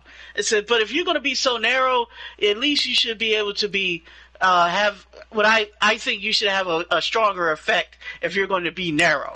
Yeah. No, the payoff, the rewards do not necessitate the work. They don't. I've actually talked myself down to a 1. Yeah, he's the worst one by far, I think. No, actually, he's still a 2. He's still a 2 because I still like he's getting more points because of his art. I'll be perfectly honest. If he didn't have such cool art and the concept, I would have given him. I'm still giving him a 2. He just squeaked by there. If I had he might get to 1.5. Something like that. All right, what's next? Let's get to the next one. So we got the best one, Cathari Death Aspect Warper. We spoke a lot about this card, so I'm not gonna we don't have to go go over it too much. I like the fact that it's a nightmare insect. That's super great for me. I think that's a flavor great. We talked about the mechanics. I'm giving this one a 4. Giving it a 4. And for me, the Big Bad Bug gets a 4 as well. And the reason it doesn't get a 5 is because I don't think it's at that level of EDH where it can be a C or competitive EDH All-Star. I think it's going to be just outside of that realm. In order to get a 5 for me, it has to get a C. And it would have to be like CEDH right out of the box. I'm going to say it doesn't have to be CDH to get a 5 out of me. So because I don't want every single card to be CEDH viable. I really don't. That's just gonna make CEDH completely fucking more disgusting than it can be already. Right. The reason why I didn't get a 5 out of me is because I've seen mechanics like this similar before. So even though it's probably the best iteration of this mechanic, if I weren't paying attention to this card and paid attention to the very end and stuff like that, I would have thought it was bad or something like that. So because of unoriginality is the reason he's got his docked 1 point and didn't reach that 5 level. It was close, but that's why I did not. Yeah, this color combination has been doing this kind of thing for a long time. It is consistent. It is consistent, I guess. It's consistent. We're green, black, and white. If put together, always produces some sort of token shenanigans. That's been consistent. All right, let's move to the next one. Okay. Cavani, Nest Warden. All right. So does it? I'm going to give this. It gets an A for spaces that the game hasn't been into. So it gets a big old A for that. And I think it's actually gave it a relevant ability in the fact that it gets your first one free. I think that's going to be. I actually think that's going to be very, very good. I think it's actually going to be better than the morph version of that. Because the morph version, I played that deck. You still have to play mana later on in order to do your morph thing. This thing will just give you the cycle and ability. So I think its actual ability is actually its first ability is pretty good. I think the second ability is actually I think I might have scored this card better if it costs 1 less mana and it didn't have a second ability. Yeah. I think they just put it on there just to put something on there and just to give it to make this Nest Warden thing make sense, because I'm not sure what cycling have to do with dinosaur eggs. I just it's the flavor makes no sense to me. Because what does cycling have to do with you tending nests? And then you're obviously not the greatest nest tender because you can only get 1 per turn. Kalali, there's another Nest, or your Nest Warden. The Nest Tender from the previous set was way better. So you need to get your Nest game up. My gut feeling says this is boring. I'm glad they find something else to do in Cheskai. I'm giving this. I think I'm giving this a 2 as well. We're getting a lot of 2s out here. Yep. I gave it also a 2. A lot of the same. Nope, I'm giving it a 1. I'm giving it a 1. 1. So you think it's worse? It's worse than the human? Right. I think now. Granted, I think I'm giving it a 1, and it may be a little bit unfair because I'm actually disappointed. This card's disappointed me. I give it a 2 based on mechanics. I don't think that the human is better or worse than this card. I think they're just as bad. They deserve each other. I think my friend's evaluation may be actually better than mine in this case, but I'm sticking by my 1. I think the cycling thing is better than a 1. There's a lot of good cycling cards in the history of Magic the Gathering. I mean, there's even lands at this point you can cycle. And free abilities. There's a lot of cyclings that have abilities attached to them. The problem is why it may actually get a 1. Why you could make the argument for a 1, but I won't do that, is because getting a lot of those old cycling cards when you want to upgrade this deck, when you buy it, is going to be kind of a problem. Mm-hmm. Those are far and few between, and they're not all well known, and you're going to have to put in a lot of homework in order to find all the good cycling cards that you would need to make the best of this. So for that reason, that's part of my criteria. So a flavor is a criteria for me, functionality is a criteria for me, and because of where you get this as a card, you get it out of a pre-already boosted thing. That might help this deck out. This might get the most out of its own box of cards that comes with it. Because they might give it some new... you might get a lot of cool cycling things to go along with this. Mm-hmm. But... and hopefully some good reprints. Yeah, hopefully some good reprints. They don't really do that often, but hopefully some good reprints. But I think it's the least upgradable so far. Because, like, just instants, right? Just green, blue, or red instant spells. Those are just, like, you could just... That's easy to upgrade. Better creatures in these 3 colors for the bug is better to upgrade. The humans, I mean, you can get all the cool humans, I guess. But, like... I would say a lot of the cool humans may be very expensive. That too. And if that's the case, and I'm just trying to play all the cool humans, I would just get the 5-color king guy. What's his name? Or just Morphine. Like this is just a 99 card for my Morphine humans deck. That's what I was saying. Like, man, this is maybe the second, possibly third best human commander. I think it's like the 4th or 5th. Because I'm thinking Morphine, I'm thinking Sergada, Host of Herons, I'm thinking the mono white guy. Oh yeah, it's not even that's already 3. So when I said 4 or 5, so like yeah, my point is like they're not easily upgradable. That's why a lot of these now. The Cathril bug is super easily upgradable. Like I stated, it's super easy to just get better and better creatures to give these better and better abilities. I mean, how many things can we give hexproof to? That's basically what we're getting down to at this point. And indestructible. Like, just giving this thing itself hexproof and indestructible and making it a 5/5, that's almost good enough by itself. Mm-hmm. Like, so we got 1 left. Or Trini the Ever Playful.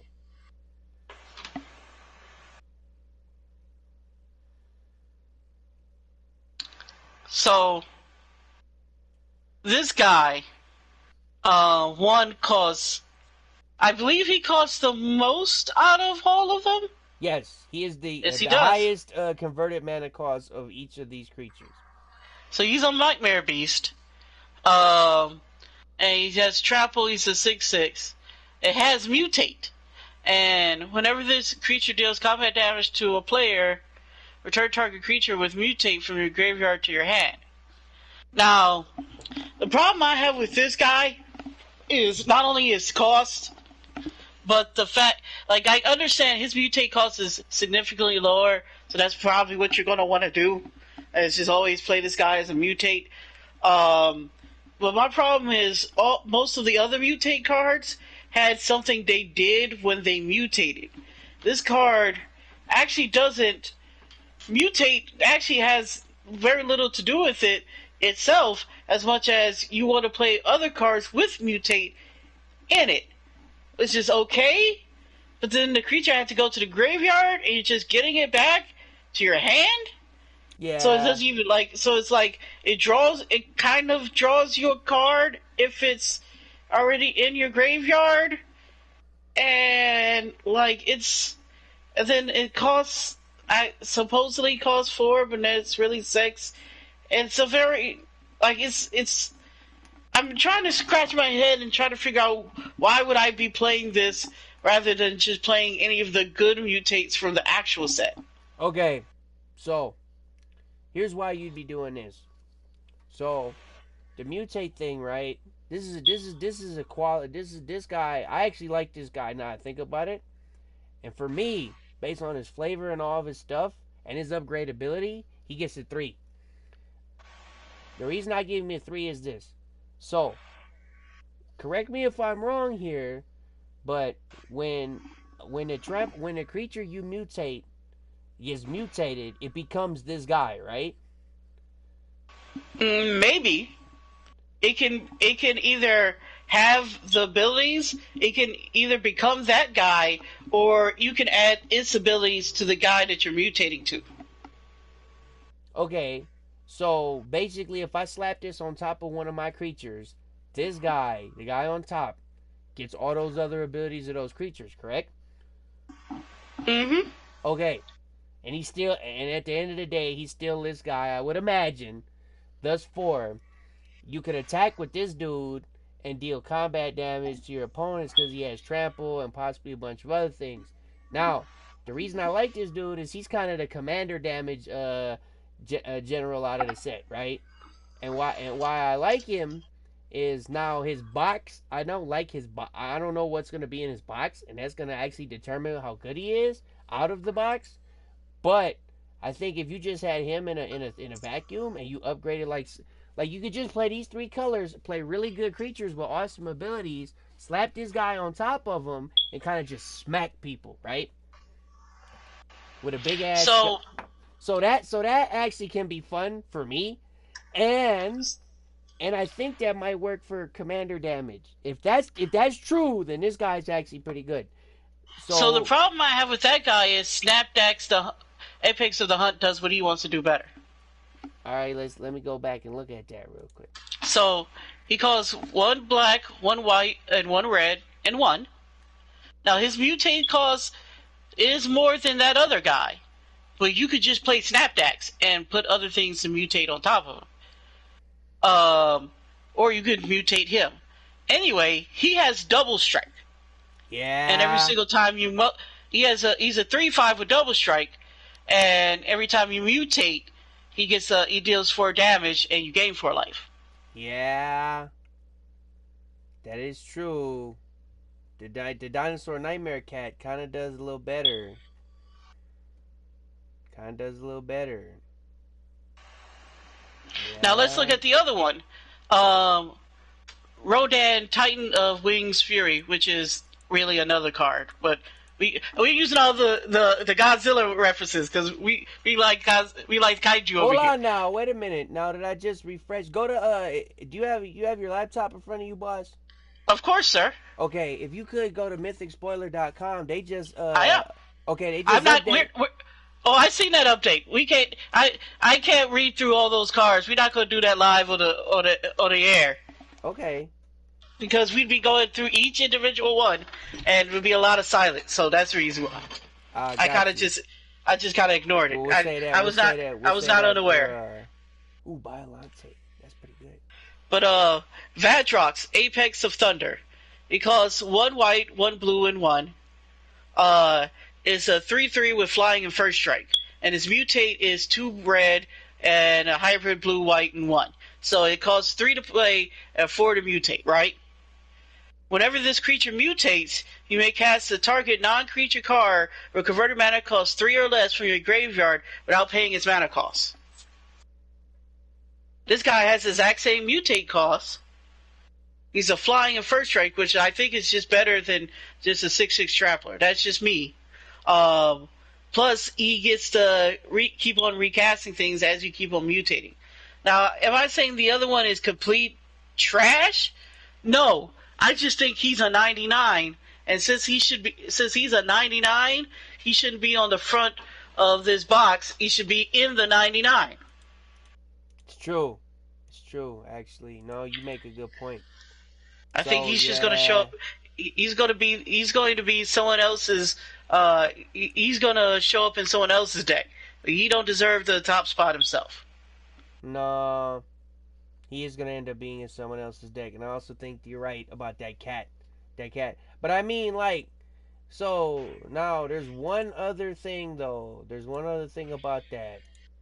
Mm-hmm. There's one other thing about that you can go with on that. And the one other thing you can go with on that though is his colors.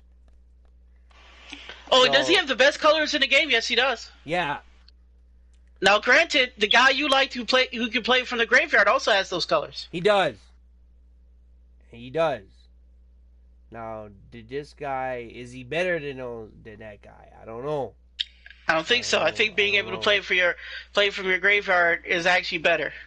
Now, granted, he costs the same to mutate. No, he costs 1 more to mutate. He does. The Brokos, and he has the exact same stats. Brokos the Broken, if they didn't name this card appropriately. Brokos, yeah, he also has Apex of Forever. Yeah, he does have Trample too. Mm-hmm.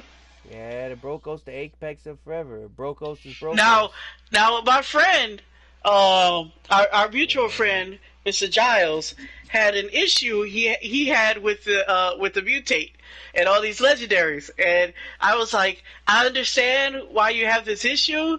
I'm kind of. He was like, well, we might, there might be enough cards into it. It might be a thing, I might not have to really worry about it. But his issue was actually the fact that he didn't see a 5-color one. Because he was like, I want to put them all in one deck. And I don't know if I'll ever see the mutate mechanic again. So I'm not sure if I'll ever be able to actually make a mutate deck. If I'll have enough, if any of these colors, or because mutate's not the only mechanic in this deck or in this set. There's a lot of different mechanics in this set. They did that for you though. They did all of that for you. It's called. So he's not sure if he's going to have enough mutate cards to actually play a mutate deck, and that's why he kind of wished he had a 5-color so he can at least guarantee he can play all these cards. They did that for you though. It's called what's that damn dude's name? The guy that's all Morphon. There you go. Right, but here's the thing. I took a look at that. I took a look at Morphon, and Morphon, if you look, because they had to be really, really cute with the dinosaur cat nightmare, made it so none of them, all the creatures do not share a single type. They don't. He had to be cute. The cat nightmare had to be cute and not be the only one who doesn't have elemental in their type. That's fine. That's fine. I think you can still get away with that. We haven't seen all the cards yet. Right, but we're looking at all the 3 colors, and for all those legendary 3 colors, there might not be too many more legendary 3. Like too many more. Yeah, but there still be a bunch of good mutate creatures in general, I think. Right, but they might not all have elemental in it. They don't. They're all kinds of creature types. Like there's one I'm looking at right now. It's a rare. That's a beast. Right. So like that's why he was got you can't really just do Morphon because Morphon requires you to make a decision. It does actually. Morphine does require you to make a decision. That is a thing. Also, if I must be honest, I think the best mutate general guy might be might actually be for legendaries might actually be King Ghidorah, but that's some other stuff. Yeah, so as much crap as I talked about King Ghidorah, and I think that's a weird ability for him. I think he's the best one. He is. Like all that crap I was talking about, he's probably the best one. Oh yeah, Ghidorah, King of the Cosmos, might actually be the best one. Because like the top anything, put it to your hand or just put it into play permanent. Like Omniscience says hello, like. Yep. Like a lot of really dumb stuff says hello. Now it specifically says put into play, which means that you can't chain mutates off this guy. But still, no. Free permanents are free permanents, bro. Free permanents are free, man. Also, BioQuartz Space Godzilla over here wants a word. I mean, he's got mutate and trample, and he's a 6/6. You may also cast him using his mutate ability from the graveyard. Mm-hmm. And he's got those colors, those good colors too. Now his mutate's a little more expensive, but yeah, I mean, I don't know. There's just better mutate. The point is, and we've gone over it in detail. The point we're getting at is there's just better mutate. There's just better mutate mechanics, and he's not the best one. And now he's not. Now he's kind of cheap. He's kind of priced his colors for being cost 6. His mutate cost is actually fairly priced in such a way where you might actually be able to do it in a game of Commander. You know what I'm saying? Mm-hmm. But I mean, you could also go with Varadox Apex of Thunder, which also has a 4-cost mutate, which is a red, white, and blue, who's got flying and first strike, and he's a 3/3. And whenever he mutates, you can cast a non-creature card with converted mana cost 3 or less from your graveyard without paying its mana cost. That's stupid. Like that might make a better or a Commander / EDH deck than just a 6/6 dude with trample. Mm-hmm. So that's why that guy, he's getting a 2. He's not getting a 1. I wanted to give him a 1. No. But he's just a 2. Yeah, I mean his colors though. His colors is what is what put it to a 3, because while it's not the best mutate guy, I think he for a commander, he's got the best mutate colors, I think. So I think you could build a deck using him. And well, I wouldn't say he has the best mutate colors until I see more of these mutate cards, because he's the most dependent. I mean that in generic terms. Right, but he's actually very, very dependent on having good mutate cards. Well, I mean like cards to mutate onto. You know what I'm saying? Like you could just have those are some of the best creatures, but I don't know if I was gonna build an EDH deck with a mutate creature being the general, it would actually probably be this this Apex of Thunder, Dinosaur Cat, or this Snapdax. It would be one of those two guys for very different reasons, and I think you could make a good deck out of each one of those guys. Mm-hmm. I think the double strike and dealing 4 damage to a creature or a planeswalker an opponent controls and gaining 4 life is very much the way to go for aggro. But he also costs 5 for his mutate cost.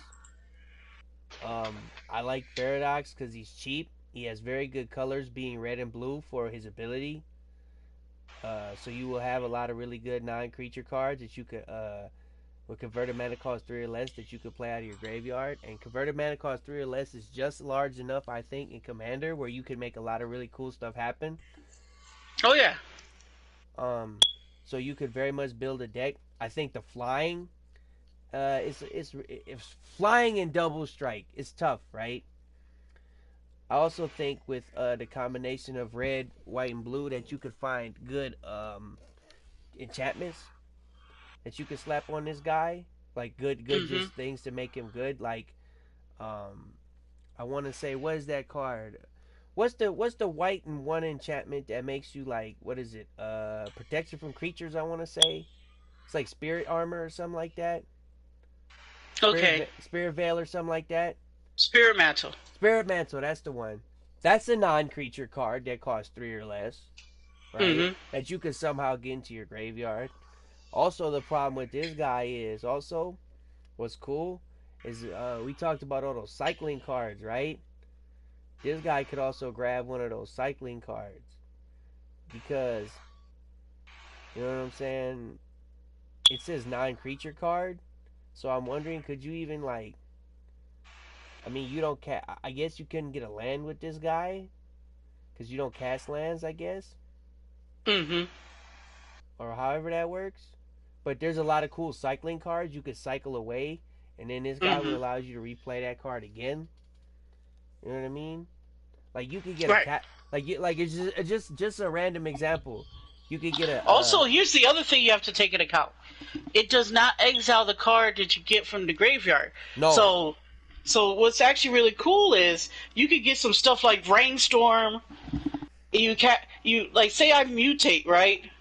Flash. And then I get a Brainstorm. I look at the top 3, and I shuffle my hand. I might get another card to mutate again, Brainstorm again. Like it's actually just because it doesn't exile the cards from your graveyard, you can just getting a good one in your graveyard can actually do. Or let's say we do some nonsense, like say we get something like let's say one of my favorites, the Rituals, where you like, okay, now you start getting stuff that gains you mana. Right. And if you have a bunch of stuff that allows you to either filter mana or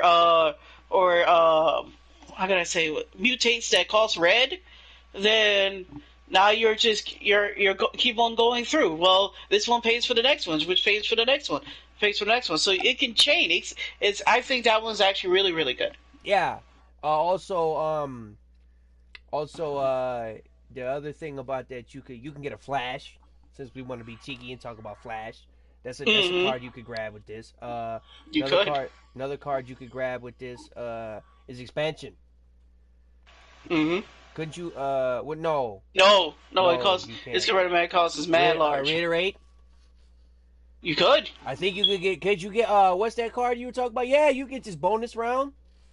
You get bonus round. You know what else? What other nonsense you can get? Breach from the Underworld. So what's a nonsense? Breach from the Underworld? Isn't that black? No, that's red, sir.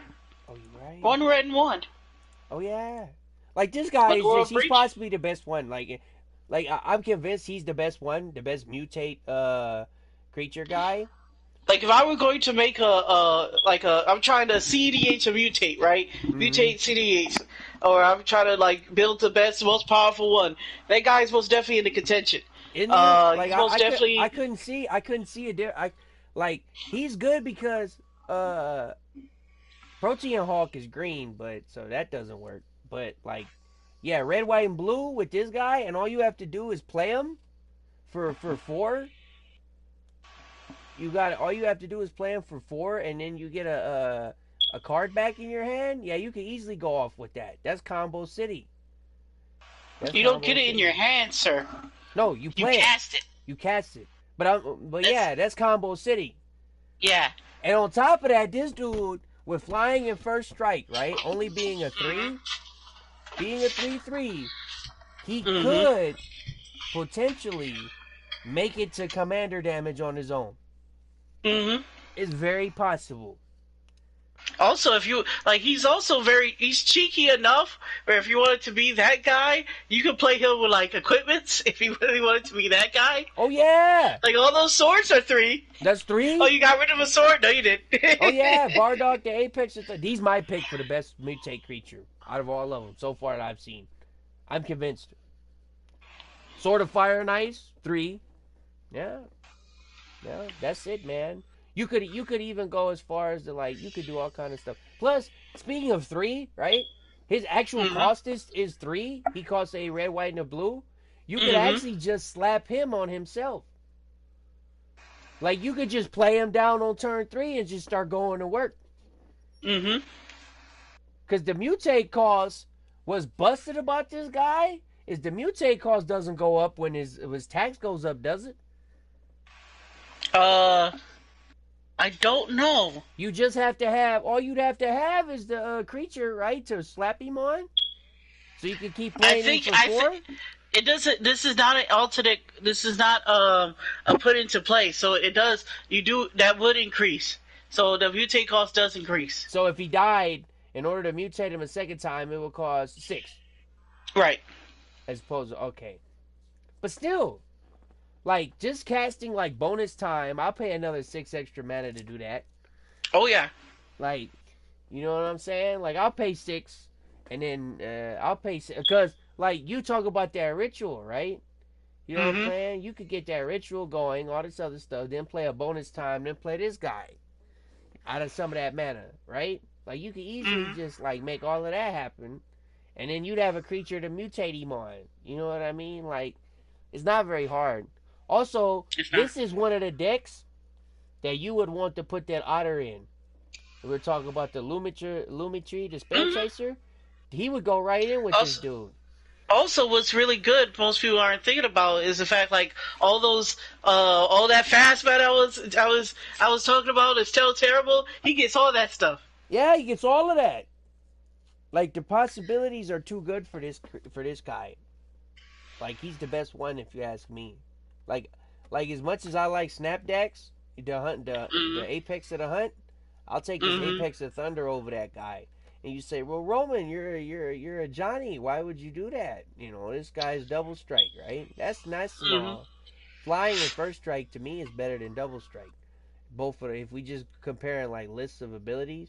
Second of all, I'd rather just play something again that's gonna make this dude go bigger. Like you said, like a sword or an equipment or a various, you know what I'm saying?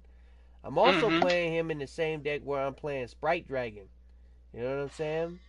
And I'm gonna play a deck where I'm gonna cast a lot of non-creature spells, aka burn spells.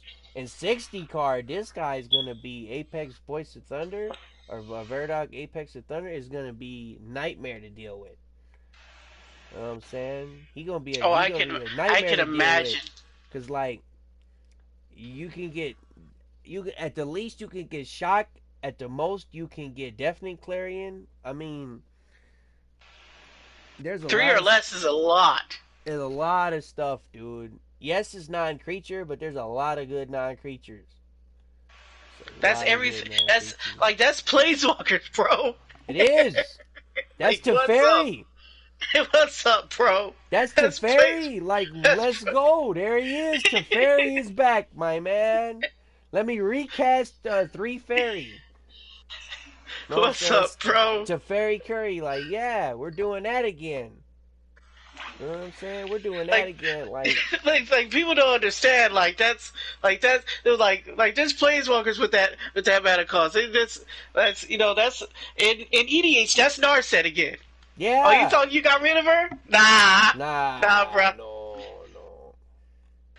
Hope you don't like drawing cards. Right. Hope you don't like drawing cards. Extra cards on your turn. So, long story short. He's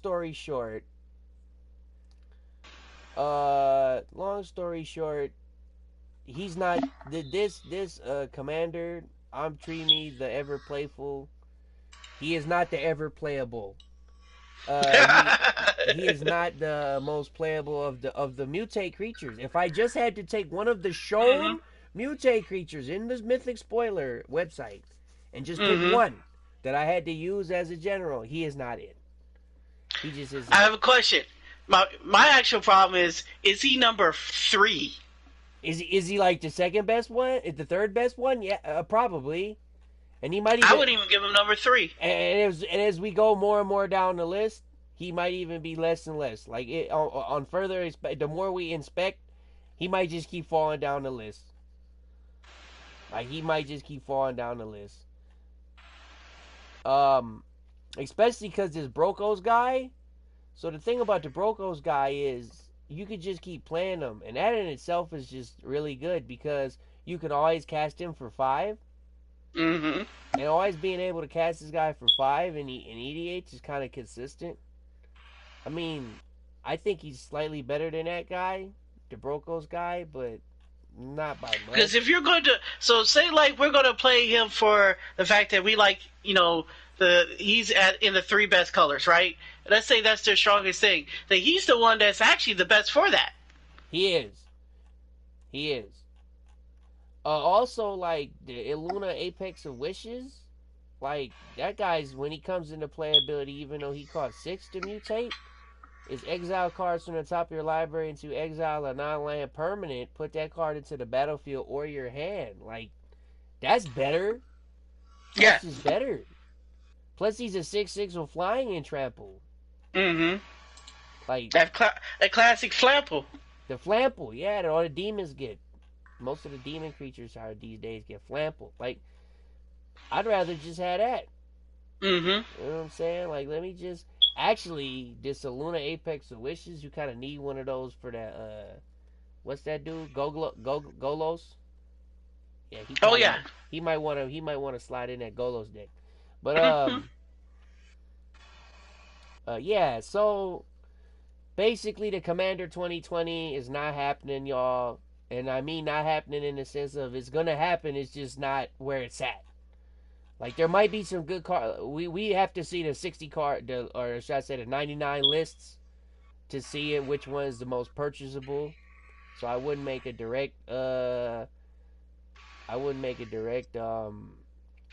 you're talking about the Commander for this Ikoria, because that's not Commander 2020. Commander 2020 is a different product, sir. Right, this Ikoria thing, yeah. Just looking at that, it's not. So are we on a consensus that the bug is the best? Yeah, the big bad bug. And Miss Gavani, Nest Warden is the worst. And it's not even close. Is it between her and the human chick? I'm not quite. Actually, I think she's the worst. The human is the worst. The human is the worst. It's not even close. The human is the worst. Now, what this does make me hopeful for, though, is that these humans in general, like the human cards out of the set, will be kind of good. Hopefully. Because I like that. So that's us talking about Magic the Gathering for quite a bit of time, because that's one of the newest news. You know what I'm saying? It's fresh. It was happened today. Yeah, April 2nd. Yeah, today's the 2nd. I'd like to make one small aside, though, if I can, that this new unsanctioned unset has brought back some cards that I actually am really happy about, and I'd like to give name a couple of shout outs for a few, for my friend, one for my friend and one for myself that I really like. So the one for my friend that I got to shout out is called Surgeon General. Cross out the word general and put commander. His legendary creature, Wombat Bat Chameleon. It's a silver border card. It costs 3 and a green. It says whenever you augment, enchant, or mutate a creature you don't control, draw a card. You can tap him to add one of any color of mana to the pool. His flavor text is likes augmentation, fluffy animals, and creative templating. He's a 3/3. Right. Also, is he Wooburg? Technically yes, because he has each symbol in his box somewhere in his border.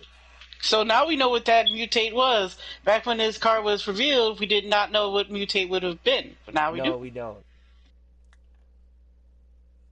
The card for me, the one that's just for me that I want to talk to y'all about is called Flavor Judge. It is a rooster. So I like birds. It's a rooster that is in a referee suit. It's in a referee shirt. It's a 2/2 for one in a white. It's a rare. It says tap. Choose a target spell or ability that targets a permanent you control. Then ask a person outside the game if the story of what will happen makes sense. If they say no, sacrifice Flavor Judge and counter that spell or ability.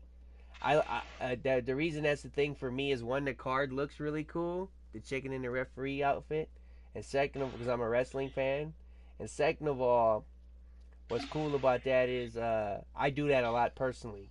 Like I ask my friends all the time what flavor, blah blah blah, like Mm-hmm. about flavor and stuff.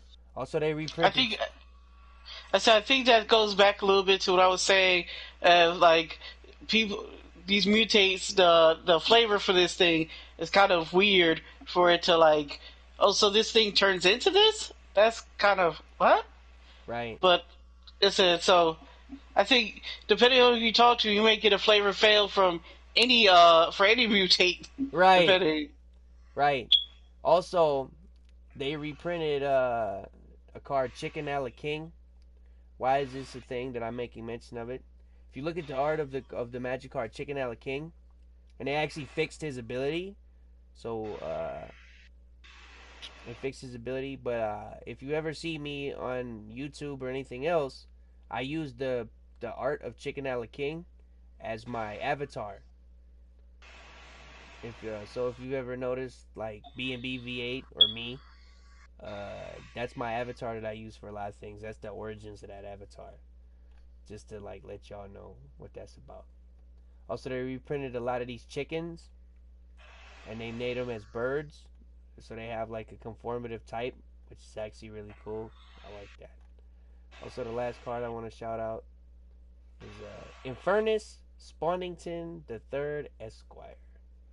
So if y'all don't know, there's a little bit of magic lore. There's a card called Infernal Spawn of Evil. Then there's a card called Infernal Spawn of Evil. And Infernus Spawnington the Third Esquire is the grandchild of all three of those, and its literally creature type is demon, nope. Beast, nope. Grandchild. So they've actually printed a third one of that, and that's actually really cool. The card that I would associate with my friend that I think he should use as an avatar is this card called Alexander Clamington. This is really funny. If you should, Never. no, you wouldn't do that. I think that'd be funny for you, but yeah, it's a fun card. I don't know. He wouldn't do it, but I would. That's another card I might use as my avatar. No, I think that card is actually pretty cool. It is. I just, it's it's just, actually pretty cool. yeah. No, that avatar is super legit. The guy holding the big ass squirt looking gun, that's ridiculous. Yeah, that's pretty good. I might actually use this art as my next avatar. But yeah. So that's Magic the Gathering, y'all. We've been talking for a little bit. Let me just double check. I think it's been like 2 hours, bro. It's been like 2 hours. Alright, so to not carry on forever, it's been 2.5 hours or so. No, it's been 2 hours and like 9 minutes. The last thing we're gonna talk about today is a little bit of hip hop music. Now, there's a song that I sent my friend, so this is how we're gonna do this format from now on. And my friend can feel free to find something for this too, but there is a criteria. The criteria for the hip hop, a little hip hop soapbox section we do at the end of most of these is it has to be recent. It has to be new, something slick, new, recent, right? So define recent. What? Define recent. I mean, as recent as possible, like days, like as much as you possibly can. Something that would be considered not recent would be like over a week. Something over a week. Like we want to talk about something that's right then now, right? We want to talk about something that's now. And now what would count as now, if it's not like the song that I sent my friend was a song by Chris Webby. This is he's a rapper. He's in me and my friend's age group, like our demographic group as far as like him himself. He's around. He's exactly my age, and I kind of like him. He's more in the be real, Tech Nine almost kind of vibe. It's just kind of like my thing that I kind of like a little bit. The song is called Yippee and the reason why I sent featuring Annoyd. The reason why I sent this to my friend was we're doing this podcast on, you know what I'm saying, April 2nd. And this song was uploaded to YouTube on March 31st. So that just lets you know, like, when I say recent, I'm talking about, like, this just happened, right? Like, this is within this week. So, that's why. So, I'd like to start by giving, because this is my thing, I'm not going to start with with what I think, because I have a slight, bent towards this sort of music. So, I'm going to ask my friend what he thought about it. I disliked it. Yeah. Oh, you disliked it completely? Okay, that's good to know. That's good to know. Now, I'll give you a reason. So my problem with that song was I felt that there was nothing I heard in that song that I didn't hear better, that I didn't hear more imaginative, that made me want to listen to this guy again. Any of the people, the beat didn't grow on me. The song was long, and I was kind of waiting for it. Like there was just nothing about the song I enjoyed. Oh wow, okay. It's crazy. Well, I liked it because, like I said, it's kind of new. That does actually mean something to me. I like that kind of beat. Like I said, it's a little bit of the almost Tech Nine-ish kind of vibe. Um, I liked it because, I just like this artist. This is just an artist I like, and I, while I think people kind of have like these expectations of like, I mean, hip hop has been around so long. Half of everything that could possibly be said is said. You know what I'm saying? I think it was kind of cool. It's different. It's not like the same thing. I mean, everyone's kind of doing it in a way. It's a little bit of a brag rap, but I thought the bars were hot. You know what I'm saying? I thought the bars were actually, pretty good on this. Out of 10, I gave it like a out of 10. I gave it like a 6. You know what I'm saying? So I'm not gonna sit there and say it's the best song I ever heard, but for something that just came out, within this week, I think it's pretty good. I'm not gonna say it's the best thing that came out this week. Just to I, double. I'm kind of. I said, had I known that was the criteria, I probably would have tried to have us talk about Ooh La La last week, but that was last we're week. still figuring things out. Yeah, no, we had something. We had something that was much. We had something that was much more important to talk about last week. Which was that album. That was much more important. Yes, Run the Jewels did do it. So we'll segue into that. We'll go back and just to get on track. So last week, for a song that just came out last week on March 25th, it was a song by Run the Jewels called Ooh La La, which I know for a fact my friend liked way better than this. I would also encourage my friend to, although I'm finding him songs to talk about, he should also try to find me a song to talk about fitting that same criteria. Because it's not easy to do to find like something that just happened that week. You know what I'm saying? So that was also kind of the difficulty part of that.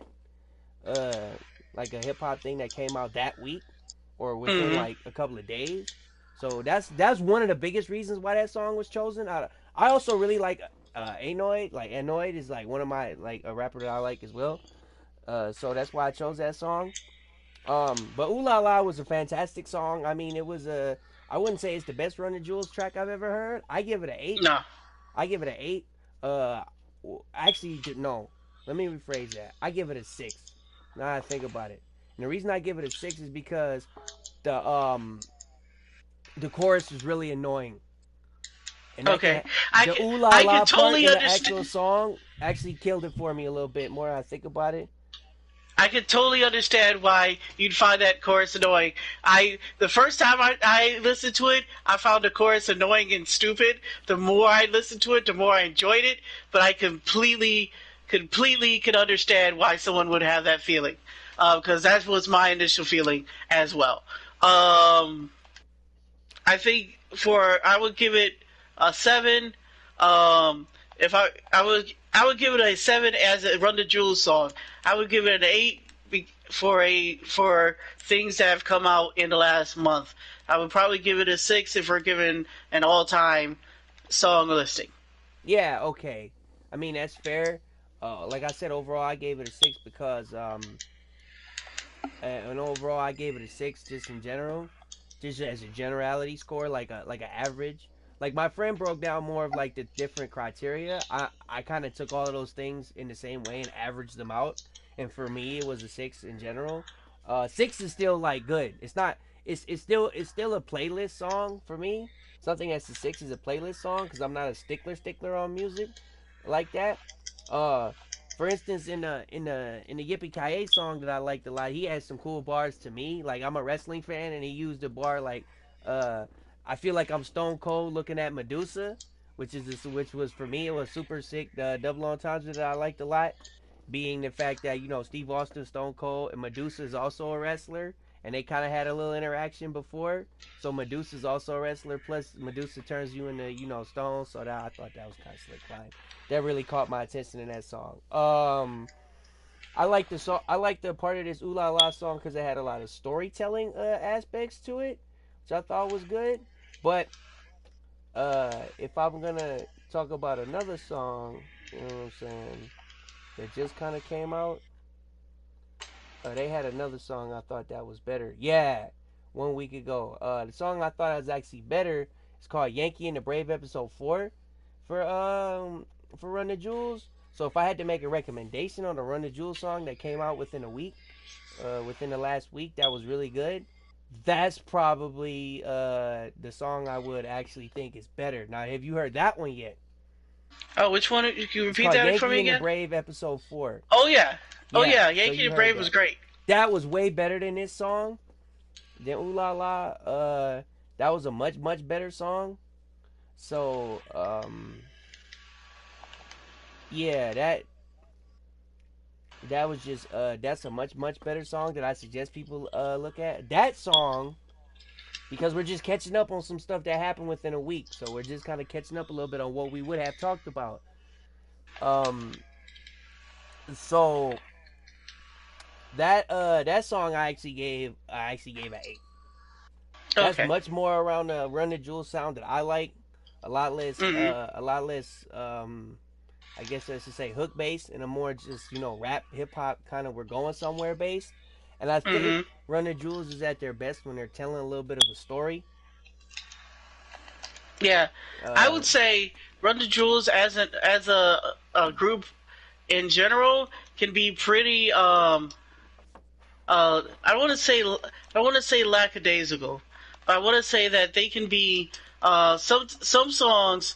If you listen to the words, there's just a bunch of really weird, wild, out there type of things strung together. And while they make it sound great, you know, it's when you actually hear what they can do when they actually start telling these stories, it kind of makes you like, man, I wish you'd do that all the time. But I understand why they don't. One is some of those some of those things or phrases they come up with are really cool, and it's kind of hard to put that in a in a more serious type song, or try to put that type of thing in there. And too much of one thing, no matter how good it is, will get tiring after a while. Like if they did nothing but story songs, I think I would not enjoy that. So I'm glad we get a variety, but I do understand, like, when you hear those story songs, they're so good. yeah, they're so much better. Like I'm a kind of the opposite a little bit. I just hell if they just went full Slick Rick and did none but that, I wouldn't bother me either. So like either way is fine for me with them. But the reason, and the other reason I talked about two other songs, despite the one that I picked out, is because my friend completely hated the damn thing, the song I picked out for him. So, he left me in the dirt with nothing to talk about. He kind of bodied me there. Say, oh, I thought it was trash. So, it's completely I, trash, and you have no taste. So I'm just gonna. So I wanted to change the subject so we could actually have more of a discussion. I'm gonna put my friend on blast a little bit, and I appreciate him, but I have to do that because he basically told Well, me here's my the song thing: choice was these trash. discussions don't have to be us agreeing with each other all the time. No, they don't. And I'm but, gonna put you on blast for just telling me my stuff sucked. Because you basically just told me my shit sucked in the nicest way possible. People have different tastes, bro. They do. They do. That's all I got. My taste, okay. My taste isn't the only taste out there, but yeah, it's not. But you also kind of just like dismissed my thing, which didn't even like really say anything much about it. So, but anyways, no, that's just me being salty that my friend told me my song sucked, and I had to say that for y'all because that's how I feel. I thought I really liked that song, so because of that, right? Because he just gave me the critic answer, it stinks. Because he did that, I'm gonna challenge him. All right, I'm gonna challenge him. You gotta find something that's recent, that recent. Like go out there next week. You gotta find me a hip hop track that's recent like that, because that was 2 days ago. That's your bit. You brought this bit. That is my bit. And I think I did pretty good at it, considering the facts. All I'm saying is I would have never chose to do this kind of bit. Oh, I understand that. So before you go telling me my stuff sucks, I'm challenging my friend to find me to just do it. I want to see, could you do it? I want to see if you could do it before you go and kill all the stuff, everything I bring up. I'm just saying the bit is there might be a bad week in music. I don't think so. I'd rather not talk about a bad song. Well, you thought it was bad. Right, but here's the thing. So if nothing comes up, I would put it like this. If nothing comes up next week that I like, do I not talk about something? I feel you, but... Because you know me, I have discerning tastes. I'm not going to just talk about something just to talk about it. If I don't have a song to talk about that week, I'm just going to say nothing. Right. That's why it's a challenge for you, sir. That's why it's not... Because you got this snobbish taste. That's why it's a challenge. I'm telling you to actually find something. Not just say, and nothing was good, so we going to say nothing. But here's the thing. I don't have to... Here's the thing. This is maybe a false equivalency to me. It being new doesn't necessarily make it interesting to me. That's fair. So, but I would like to. But I would also to read. If it's bad, and if it's bad music, they didn't put out any music or bad music in a week, and you can fail the challenge for nothing, for no fault. Like I don't have control. That's why it's a challenge. That's why it's difficult. See, I was able to find something I liked in this time frame. I was able to do that. Now that's not a fail of a challenge, because the challenge is actually finding something you like. That's why it's not easy. It's not easy to do. To find something you actually like that's recent. That's that recent.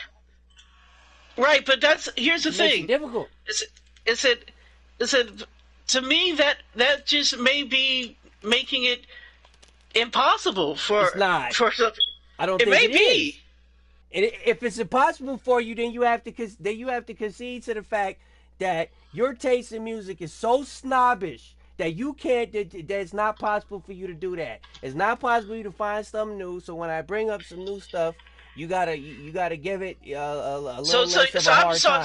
So what you're saying is I should have to be able to at any point in time every week be able to find someone who made some music I like at any point in time in the future. I think that's ridiculous. I don't. I think that's just giving something that you don't think is listenable. You can't find one thing that you think is just at least listenable in the entire world of hip hop. In the entire world of hip hop, you can't find something that's within at least. Okay, we do these every Thursday, right? Mm-hmm. That's at least within 10 days of that Thursday that you can't. You said 7. Right. I'm trying to make this. I was trying to give you a handicap because you're saying it's impossible.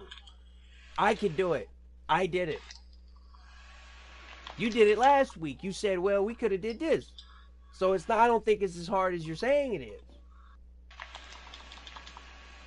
You see, I talked about. Not only did I talk about, something I liked. I went back and I found two other things. You know what I'm saying? That I thought that you were more into that happened within the last 10 days. You know what I'm saying? That's something we would have talked about last The other week. thing is that the other thing I brought out. Also, I did know about the other thing. Right. I knew that you knew that though. That doesn't make it necessarily not, not meeting the challenge. You know what I'm saying? That's and if you can't do it, you got to cut me some slack. Is what I'm saying. If you can't do it, then you got to cut me some slack, man. You see, I think the problem with this situation is you're taking it personal. No, you didn't make the music. No, Joe. Nah, like it's not that it's personal. It's not that it's personal. It's that I'm challenging you to, So I don't always pick the thing that we talk about. Because if you thought it was just absolute trash, which is the way you damn near said it, is you thought it was trash, and you couldn't even have a discussion on it really, because there was nothing to be said. If it's gonna be put like this, put like this. This is what I feel. Is it the worst song I ever heard? No, but is it was it remarkable in any way? No, and that's the problem. I don't know. I thought maybe every once in a while you could go through something that's recent and find like one or two bars in there that was kind of cool. I mean, I was able to do at least that. But, and to be honest, while I'm not like sitting here just disappointed, I thought we could have had more of a discussion on it. I guess not. So that's disappointing in that aspect for me. And I thought, I didn't think it was so bad that it wasn't even worth talking about. That's the kind of vibe I was getting from you, just to be honest. So that's why I said, you find the next thing. I found one. You find the next thing. If I don't end up liking it, then so be it. You know what I'm saying? But I'm not going to purposely do that to you and just say, you pick some. So that's why it's a challenge. I challenge you to find the next track we talk about. That's recent. Okay. If I do this challenge for you once, I don't want to do it again. I don't see it being so hard. I don't find it enjoyable. You really don't like talking about music, new music. I like talking about music, but I don't like making it something that it has like this arbitrary, notion to find something that does this and for this time period. Like it's like I find stuff I like all the time. But is it necessarily new? No, because there's a lot of music out there. And, I find stuff that's way older. Or I find something that may not even be that much older. But I just didn't know about it. So, I don't, it being new isn't a thing that ever in my mindset was important. Well, I apologize then. I apologize to the folks listening to this. And I apologize specifically to my friend that he doesn't care about music in that way. I do. I actually do kind of like something that's brand new. Actually, does excite me a little bit. It actually really super excites me, and I like to go through the newer tracks that have just come out as far as hip hop goes to pick out maybe one or two good ones. At least things because I don't like to have such a negative connotation on hip hop in general. I like to actually try to find something that's recent and try to show people, well, maybe it's not all just trap music. It's not all bad. And it's not all, because I get hit with a lot of that as a fan of hip-hop. That there's, it's all trap music and it's bad and there's no good hip-hop anymore that's new or recent or none of that. And personally, I take a little bit of offense to that because I kind of think that,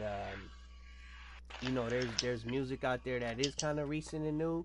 Specifically in hip hop, you can go as far as like a week out from when you want to talk about it and find something that's mildly entertaining at least, and that's new. Well, I don't. That's fresh. Let's put like this. I don't think that's impossible, but I guess I maybe have a different view on it. I don't come across that as much as probably you do because.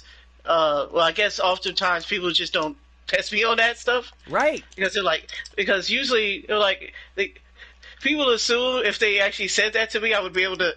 I'm most likely to find that. I think most people don't expect it out of you, so you get those questions more.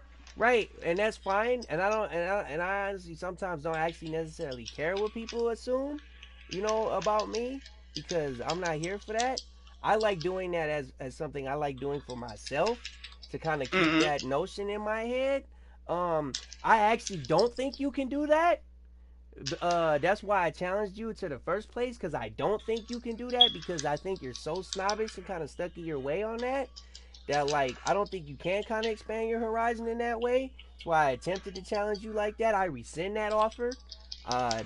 We will not be talking about hip hop music no more on this thing, because I kind of wanted that back and forth. Like, I show you a track, you show me a track, you pick up something, I pick up something, we kind of go back and forth. I was hoping we could do that. Yeah, so I'm sorry, folks. I'm terribly sorry about that. It didn't work out. All right, but anyways, with that being said, we got to end this thing off on a positive note. And positively, we will be positively back next week with a whole other list of topics and things to talk about in the world of gaming. Um, so a list of gaming and tabletop gaming and things that we're passionate about. We will definitely come back. I might have a song recommendation for everybody, just to shout out the name of a few songs that are new that I might just put instead of actually having more of a discussion on it. So, all right, y'all. Any final thoughts, boss, before we cap this thing off? Be safe out there. I said there's a lot of bad things going on out there, um, and there's a lot of nastiness going out there. So be safe. Take this stuff seriously. You already know what I'm talking about. Um, and take every single day with the individuals that you have as precious, because they're not promised, man. My final thoughts are thank you for enjoying, thank you for watching, thank you for everything that you thank you for listening. If you made it this far to the end of the video, I highly appreciate each and every one of you. Please like, share, and subscribe. If you like what we do, give comments, constructive, non-constructive, anything of that sort. Um, just again, so y'all can check them out for yourself. The three songs that I talked about were Ooh La La by Run the Jewels, Yankee and the Brave, episode 4 by Run the Jewels, and the last song I talked about was Yippee by Chris Webby. Those were the three songs that we attempted to talk about. So, all of our stuff can be found on the Bread and Butter YouTube channel. That's Bread, capital B, N, capital N, Butter, capital B, all one word. Not N. It's just an N. Thanks for watching, and if I can just wrap this thing up. Also, thanks for looking at Kerry Tagawa for however long that y'all did. That I really appreciate that too. I just wanted something to put up in the background whilst we can muse over. So for me and the BnB crew,